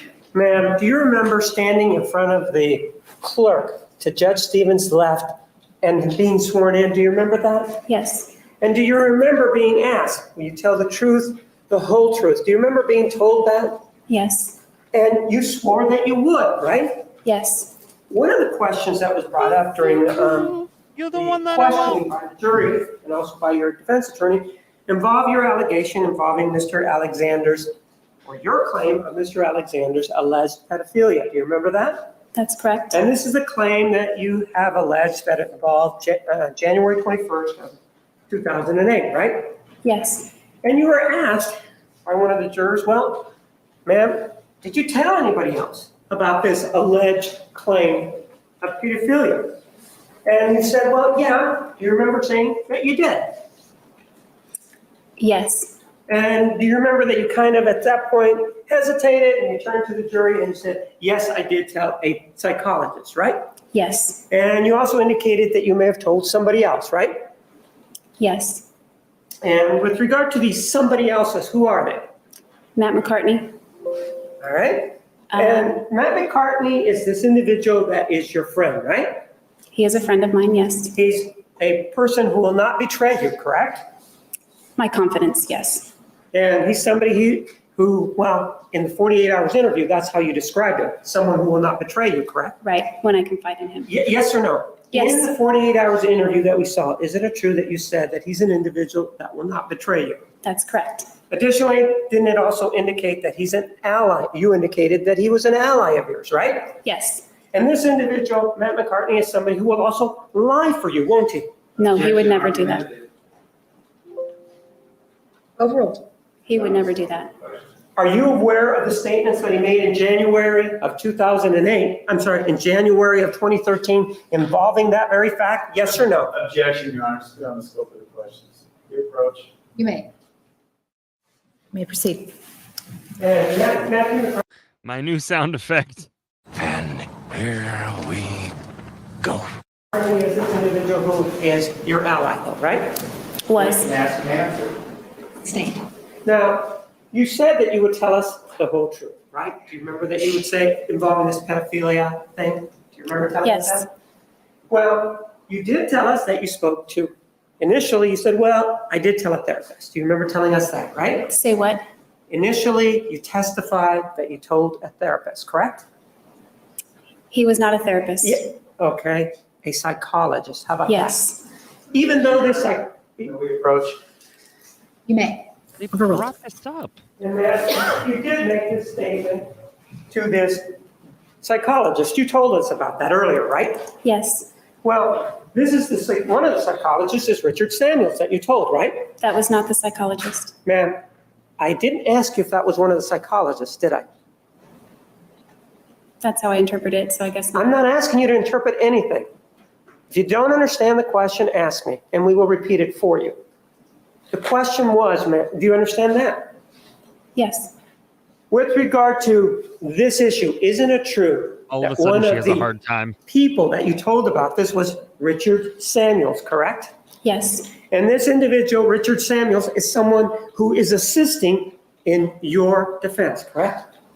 Yes. And you also told Alice Laviolette, right? Yes. And these individuals, Alice Laviolette, for example, she's also going to testify on your behalf, correct? That's my understanding.